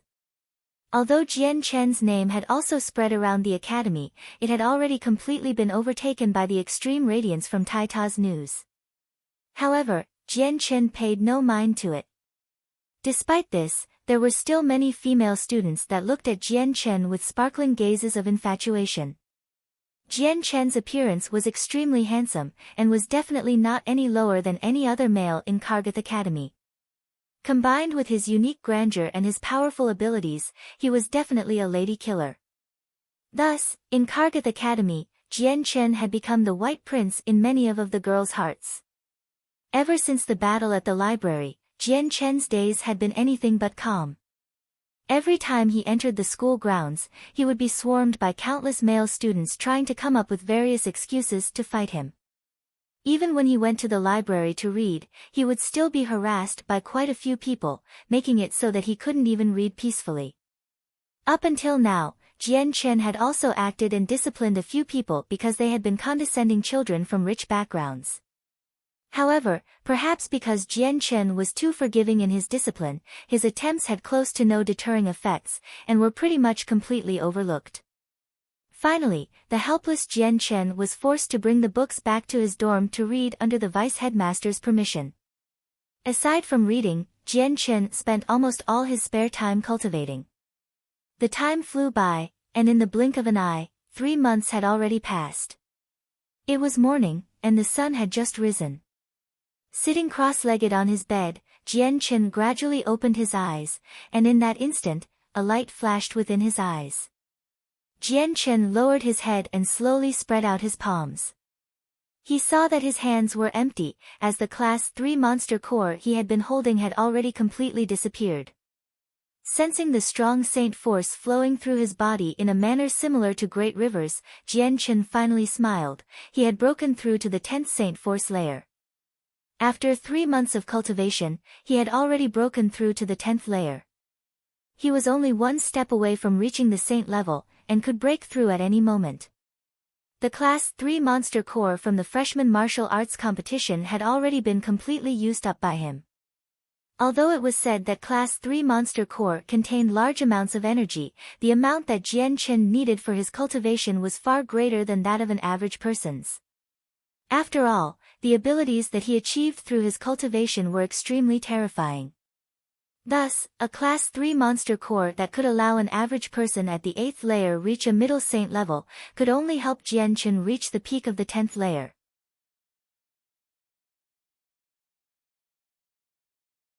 Chapter 32, Monster Core Hunt. Jian Chen looked outside at the sky from his window. The sun had been out for a while, so Jian Chen knew that it was no longer early in the morning. Today was a special day for Kargath Academy since this was when they would hold a large-scale event where all the students and teachers would take part in. This event was called the Wilderness Survival. Every student would have to leave Kargath Academy to live in the forest 20 miles away for 3 days. Within the 3 days, every student had to have at least 2 Class 1 monster cores. For those who reached the saint level, then they would need 2 Class 2 monster cores. The amount of monster cores wasn't limited, but whoever got the most monster cores would be gifted with a rich reward, an Earth attribute class for monster core as well as a space ring. The reward was so tempting, that if put under the nose of the children from rich backgrounds, even they would become emotionally moved from it. At the same time, any student that had reached this standard could also access the books about various battle skills and cultivation methods on the library's 4th level. This reward was especially enticing to those from average commoner families. Battle skills were techniques that could create strong attacks. Along with the distinct uses of Saint Force, it could boost one's power to 120%, making them techniques that would completely surpass one's original abilities. On the other hand, cultivation methods could only be used when one reached the Saint level. Some commoner families didn't even know the lowest level cultivation methods, and so children born in these families have to rely on the superficial breathing method given to them to cultivate Saint Force. These breathing methods were circulated around the entire Tianyuan continent. Their steps were extremely simple, so most commoner families knew everything about these methods. The only downside was that these breathing methods could only help them cultivate to the 10th Saint Force layer, and were completely useless to people who had already reached Saint level. Thus, battle skills and cultivation methods were seen as unattainable treasures to commoners. On Tianyuan continent, all the battle skills and cultivation methods were divided into 4 levels: Human Tier, Earth Tier, Heaven Tier, and Saint Tier. Every tier were then split into 3 separate levels: Primary, Middle and Advanced. After leaving the dorms, Jian Chen headed straight for the sports field. The event had already been announced 3 days ago, and by now, almost all the students had finished their preparations for it by sharpening themselves to the peak of their abilities. By the time Jian Chen had arrived at the sports field, the place was already swarming with people. However, it was still obvious to see that the people were split into 2 groups. One of the groups was a gathering of all the nobles, and the other group was entirely made up of commoners who did not have any major backgrounds. All the students that had not yet reached Saint level were holding a steel weapon that were glistering under the sun. Since they were facing beasts, the school administration had allowed them to choose their own weapons. Jian Chen walked over to the weapons rack. However, when he saw all the weapons there, his brows could not help but knit together. The good weapons had pretty much all been chosen by the students already, and the only ones remaining that were of decent quality were the heavy-type weapons that required a lot of strength to use. They were not at all compatible with Jian Chen. Jian Chen swept a glance over the entire weapons rack. When he noticed a fractured iron rod that was about the thickness of his finger, his eyes suddenly lit up. He exerted all his strength to pull it out, only to discover that the iron rod was about 3 inches long and its surface was already completely covered in dark yellow rust marks. One of the ends had an extremely sharp point. Jian Chen weighed the rusted iron rod in his hands and then tested its sturdiness, before nodding in satisfaction. This iron rod seemed somewhat unsuitable at a glance, but its heaviness and length were compatible with Jian Chen, and amongst the remaining weapons, only this iron rod would be able to bring out most of Jian Chen's abilities. At this moment, Tai Ta walked out from the crowd. On his back was an enormous axe that was practically as large as him. It made Tai Ta seem even more impressive and powerful. Tai Ta walked up to Jian Chen and his gaze rested on the stained iron rod in Jian Chen's hands. His eyes could not help but show confusion as he asked, "Hi, Changyang Xiang Tian, what are you doing with an iron rod?" Jian Chen laughed. "What else could I do with it? Of course it's to be used as a weapon." "No way, Changyang Xiang Tian, you're actually using this lousy iron rod as a weapon? You. Is your brain okay?" Tai Ta asked in shock. Jian Chen chuckled and did not explain any further. Although Tai Ta could not understand why Jian Chen would use such a lousy iron rod as a weapon, he did not continue to pursue this question. Instead, he said, "Changyang Xiang Tian, how about the 2 of us team up? If we join hands, then none of the Class 1 magical beasts can obstruct us. We would even be able to overwhelm a Class 2 magical beast. Moreover, I've been hunting wild beasts in these types of forests since I was young, and I've gradually learned quite a bit of experience about surviving in the wild. If you're together with me, I promise that you won't have any hardships. Jian Chen considered it for a while. Finally, he nodded his head in agreement at Tai Ta's offer. The school did not prohibit students from forming groups of 3 to 5 people to kill the magical beasts, so many students ended up moving together as small groups. At that moment, a handsome noble carrying an arrogant air walked up to Tai Ta and smiled. "Hello Tai Ta, my name is Xiaomi Si. I'm at the peak of the 10th Saint Force layer. Do you want to become partners with me? I believe that if we join hands, hunting magical beasts will be much easier for us both." Tai Ta glanced at Xiaomi Si and shook his head. "No need, Changyang Xiang Tian and I together are enough. We don't need any more people to join." Faced with Tai Ta's rejection, Xiaomi Si did not show any despair. He turned to look at Jian Chen, and his face immediately turned haughty. This person must be Changyang Xiang Tian, the 4th lord from Lore City's Changyang clan. My father is the leader of the Xiaomi clan in Forbidden City. Does Junior Changyang Xiang Tian welcome me into your group? Although Xiaomi Si's words were still in a relatively respectful tone, his words hid a threatening force behind them. Forbidden City was a king's city, and when it came to the Jesson Kingdom, Forbidden City was considered to be an imperial city because the imperial palace was situated in Forbidden City. Hearing the forcefulness behind Xiaomi Si's words, Jian Chen knit his brows. He swept his gaze over Xiaomi Si's handsome face, and coldly replied, "I apologize, but we no longer need any additional people. After all, we're only facing Class 1 magical beasts, so we don't have the time to spare babysitting others." Hearing this, Xiaomi Si immediately turned the color of pig liver.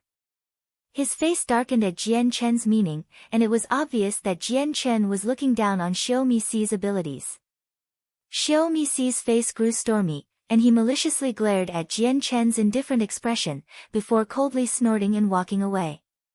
After Xiaomi Si left, quite a few people from complex backgrounds approached. These people did not want to greet Tai Ta, but only wanted to join his group. However, all of them were rejected. Tai Ta had no feelings for any of these people, and he was unwilling to interact much with them.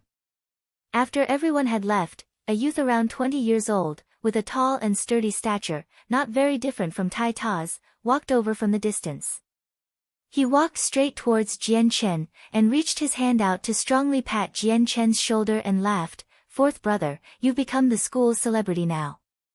Amongst all of Kargath Academy's students, I'm sure that at this point, there is nobody that doesn't know of your reputation. Not bad, not bad. You haven't lost Changyang clan's face, and your older brother has been able to draw on some of your spotlight too." The sturdy youth was Jian Chen's older brother, Changyang Hu. He was currently sporting an extremely happy expression, and it was clear that his excitement was genuine. Jian Chen smiled. "Big brother, stop joking around. Oh right, you've come at a perfect time. Why don't we join groups for this event?" Changyang Hu shook his head as he seemed to have thought of something. He happily replied, "Fourth brother, if you had asked me a week ago, perhaps your older brother would have agreed to form a group with you. However, I can't right now, because a week ago, your brother finally broke through to the saint level, thus becoming a saint. This means that during today's event, I will be entering the 3rd layer to kill Class 2 magical beasts, so I can't be together with you." While saying this, a powerful saint force was emitted from Changyang Hu's body, his hands glowing with a yellow light, forming a large, double-edged battle-axe. The battle-axe was about as large as a wash basin, and gave off a yellow glow. "Fourth brother, not bad, right? After I broke through to saint level, I was shocked to discover that I actually have the earth attribute," Changyang Hu said proudly. Saints that had attributes normally had huge advantages when fighting saints without attributes. If the two had the exact same levels of strength and fought each other, under normal circumstances, the saint with attributes would ultimately be the victor. A person could only discover if their saint force had attributes after breaking through to the saint level. Thus, anyone that had not yet become a saint were not able to detect if their saint force had attributes or not. However, the chances of having an attributed saint force were extremely low. On average, 1 out of 1,000 saints could use attributes in their saint force.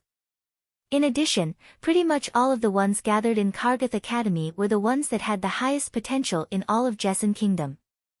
That's why it was perfectly normal for many saints to have attributed saint force amongst a group of 1,000 students. Seeing the double-edged battle-axe in Changyanghu's hands, Jianchen could not help but happily smile. "Big brother, congratulations for successfully breaking through and becoming a saint. You even have an attribute."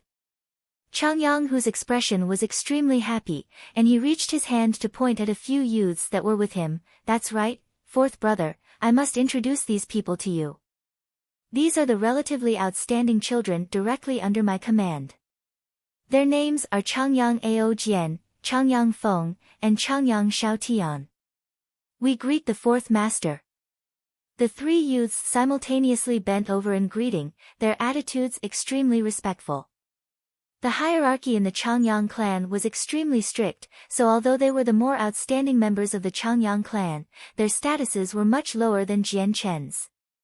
Even though they were all older than Jianchen, they still had to treat Jianchen with a respectful manner. Moreover, while saluting the younger Jianchen, the three of them did not feel any traces of unfairness. On the contrary, they actually felt a sense of pride.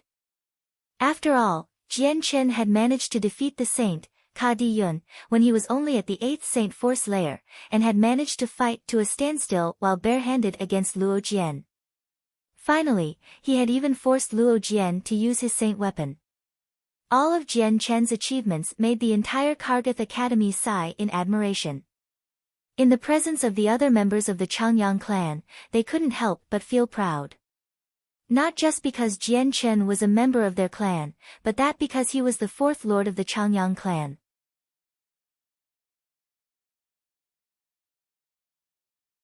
Chapter 34, Casually hunting for monster cores. Looking at the detached head spin through the air as the body spasms spraying blood, Tai Ta's face was full of alarm. At this moment they had easily killed a Class 1 magical beast, allowing himself to feel more confident about his strength. The cyan-colored viper hadn't even made Tai Ta expend a great amount of his energy at all. Jian Chen slowly separated the body of the viper from the iron rod and wiped the blood onto the surrounding grass. It had actually been Jian Chen who contributed the most in killing the Class 1 magical beast, if it were not for his lightning-quick thrust through the viper's body and dealing it a huge wound as it was pierced, then Tai Ta's battleaxe would not have been able to sever the snake's head. Recollecting his battleaxe, Tai Ta's face looked at the detached head proudly while stepping on the viper's dead carcass.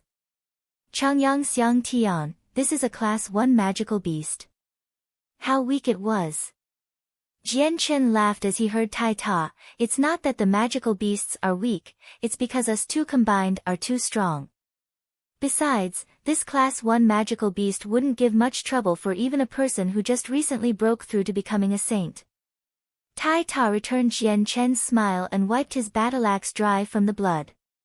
Bringing it to his shoulder, he let loose a laugh and said, "If you say that, then doesn't that mean we can casually walk around and kill Class 1 magical beasts?" It looked as if Jian Chen had came to a realization as his face revealed a joyful smile. "Not bad, with our two strengths, even if we were to fight against a Class 1 magical beast by ourselves we would be able to kill it easily. But if we were to join together, then no magical beast in the second region would be able to bring us trouble. The magical beasts here aren't strong because the academy had meant for them to be for students to help pick up battle experience. There won't be any strong magical beasts here, except..." He trailed off in thought. Jian Chen's silence caused Tai Ta to pause. "Except what? Unless we come across a group of magical beasts. However, we still don't know what's here or not." Jian Chen's face was serious as he spoke.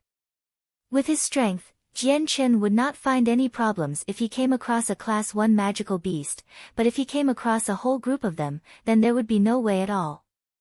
Tai Ta wrinkled his eyebrows together and said uncertainly, "That shouldn't be likely. I've been in the forests many times and never saw a whole bunch of magical beasts together. It's not for sure we won't. I've read up in the library on books pertaining to magical beasts. There are a few types of magical beasts that all live in a group together. Together, Their power is strong and very rarely do they travel by themselves. Jianchen walked over to where the decapitated snake head was, and only then did he realize that the viper was only 6 to 7 meters long. Using the iron rod to cut 7 meters in, he took out the rod from the viper's body to reveal a bloody crystal. Within the Tianyuan continent, there were many different types of monster cores, while their monster cores were not at all like each other. Some magical beasts had their monster core in the head, some in the pit of their stomachs, and some in their abdomen. The viper, for example, had its monster core within its tail, but Jianchen had already known that a long time ago. Pang! Tai Ta brought down the battle axe on his shoulder into a tree. It sunk into the tree as smoothly like water in a bucket before he cried out loudly, "If there really are magical beasts that are in a group, Tai Ta will definitely kill them all." Jianchen held the monster core he got from the cyan viper and rubbed it clean of blood with the nearby grass. Throwing it to Tai Ta, he said, "All right, there's no need to yell. There's a lot of magical beasts that travel in herds in the Tianyuan continent, but it doesn't mean we'll meet up with one for sure. Nothing is for sure, after all, this is the magical beast forest." Tai Ta snatched the monster core thrown at him and looked at Jianchen weirdly. "What are you doing giving this to me?" Jianchen laughed. "The viper was slain by you, so this monster core is yours by rights." Seeing Tai Ta trying to find a reason against this, Jianchen continued to say, "This monster core is yours, don't say otherwise. Just take it. After all, we still have 3 more days, at our current rate we'll definitely be able to get a lot more, so I don't really care for this one monster core." "Huh, okay then. I'll be taking this monster core. The next monster core will be yours no matter who kills it then." Holding the blood-stained monster core high up in the air, Tai Ta was extremely happy. Though that was for sure, since this was the first monster core he had gotten after killing a Class 1 magical beast. Afterwards, the two of them continued on their way. Now that he knew that Jianchen had an acute sense for detecting danger, Tai Ta had simply handed the patrolling duties to Jianchen. On the other hand, he began to ceaselessly hack at the grass in front of them to clear their path. Although constantly waving the heavy battle axe around expended a great amount of energy, it was as simple as eating a meal to Tai Ta, who had godly strength. To him, this action wasn't the slightest bit taxing. After all, his strength was great enough to frighten others, and he seemed to have infinite amounts of energy as well. Thus, it was impossible for him to become exhausted in a situation like this. Not long after the two had left, Jianchen's ears twitched, and his footsteps came to an abrupt halt. He stretched his hand out towards Tai Ta, who was currently slashing at the grass in front of them, and gestured at him to be silent. Tai Ta intuitively understood the situation, and stopped his attempt at hacking through the weeds. Tightly gripping the battle axe, he returned to Jianchen's side, and stood shoulder to shoulder with him. Tai Ta's eyes flashed, as he inspected their surroundings with caution. Their breathing became very faint, as their expressions were filled with caution. The difference between the two was that Tai Ta was constantly looking around, while Jianchen had gently closed his eyes in attempt to sense everything around them. It was currently extremely difficult to discern anything among the grass. Even if there really was an unknown danger lurking around, it would unfortunately not be something that one could use the naked eye to see. Thus, Tai Ta could not discover anything despite sweeping his gaze around all 4 corners for a long period of time. Jianchen lightly closed his eyes, his keen ears twitching periodically as they tried to catch all noises coming from his surroundings. At the same time, his consciousness also reached new heights, and he used his powerful soul to reach out and sense the world around him. At that moment, Jianchen could not help but recall one of his fights against Duguqiubai. Eventually, just as he was about to die, his powers had suddenly broken through and reached the realm of the sword god. At that moment, his soul had become incomparably strong and could even manifest it outside his body into the surrounding air. Whenever he spread his soul out into an area, then there would be no way anyone or anything inside would be able to escape his perception. However, What made Jian Chen feel regret was that after entering this world, although his soul was extremely powerful, he could no longer extend it outwards. Otherwise, this dense forest would not give Jian Chen any difficulties at all. Searching for a hidden magical beast would be extremely easy. Jian Chen's soul densely concentrated together, and he exerted all his efforts to sense his surroundings. Slowly, his spirit entered a unique state. Although he had not extended his soul, at that instant, his soul seemed to have established a subtle relationship with the various plants around him, fusing together. This feeling was extremely mysterious. However, as soon as Jian Chen entered this state, his senses immediately shot up to new levels. Finally, a barely discernible breathing sound entered his sensing range. The breath was so faint that even if one stood next to it, one most likely wouldn't have been able to hear it. In an instant, Jian Chen opened his eyes, and in a flash, he had already disappeared from his original location, and was flying towards the side at high speeds. While moving, Jian Chen constantly twisted and adjusted his body to evade the branches obstructing his path. In an instant, Jian Chen had already crossed over a distance of 10 meters. He quickly thrusted out the iron rod in his hands at lightning-fast speed, silently cutting away the surrounding leaves and weeds, the tip aimed towards the black figure hiding within the grass. "Ao!" A shriek of pain suddenly rang out, as a dark shadow jumped out from the grass, leaping towards Jian Chen with its ferocious mouth wide open. This was a black panther, around 2 meters long. Its head had an open wound where fresh blood was pouring out from. The blood flowed down through the black fur on its face, intensifying its fierce appearance. Jian Chen's gaze was as sharp as a sword as a sneer began to form on his face. He shook his arm, and once again lashed out with the iron rod in his hand at an unfathomable speed, his objective being the Black Panther's neck. Up until the end, the Black Panther had absolutely no time to react, as the iron rod's sharp point plunged deeply through its throat. In addition, since the Black Panther's body was currently lunging in the air, its heavy body quickly dropped downwards, pushing the iron rod deeper and deeper through its neck. Eventually, the point had drilled a hole directly through, and the end had come out of the other side. This time, the Black Panther didn't even have the time to cry out before it had already died. It fell to the ground with its eyes wide open, grief instilled in its gaze. At that moment, Tai Ta finally caught up from behind. When he looked over at the ground, he saw the corroded iron rod pierced through the Black Panther's throat. Immediately, his eyes widened in extreme shock. "Changyang Xiang Tian, this. Did you kill this?" Tai Ta's voice was trembling in shock. Even though he had witnessed the moment that Jian Chen's weapon had pierced through the Black Panther's throat, he still couldn't believe the scene no matter how hard he tried. That was because the period of time that had passed was way too short. When Jian Chen had charged over, Tai Ta had already followed behind at his fastest speed. However, by the time he had caught up, all he saw was the Class 1 magical beast dying by Jian Chen's hands. The amount of time that had passed was definitely not even long enough to take a breath, or even half a breath. Being able to kill a Class 1 magical beast in half a breath's time was natural for some professionals.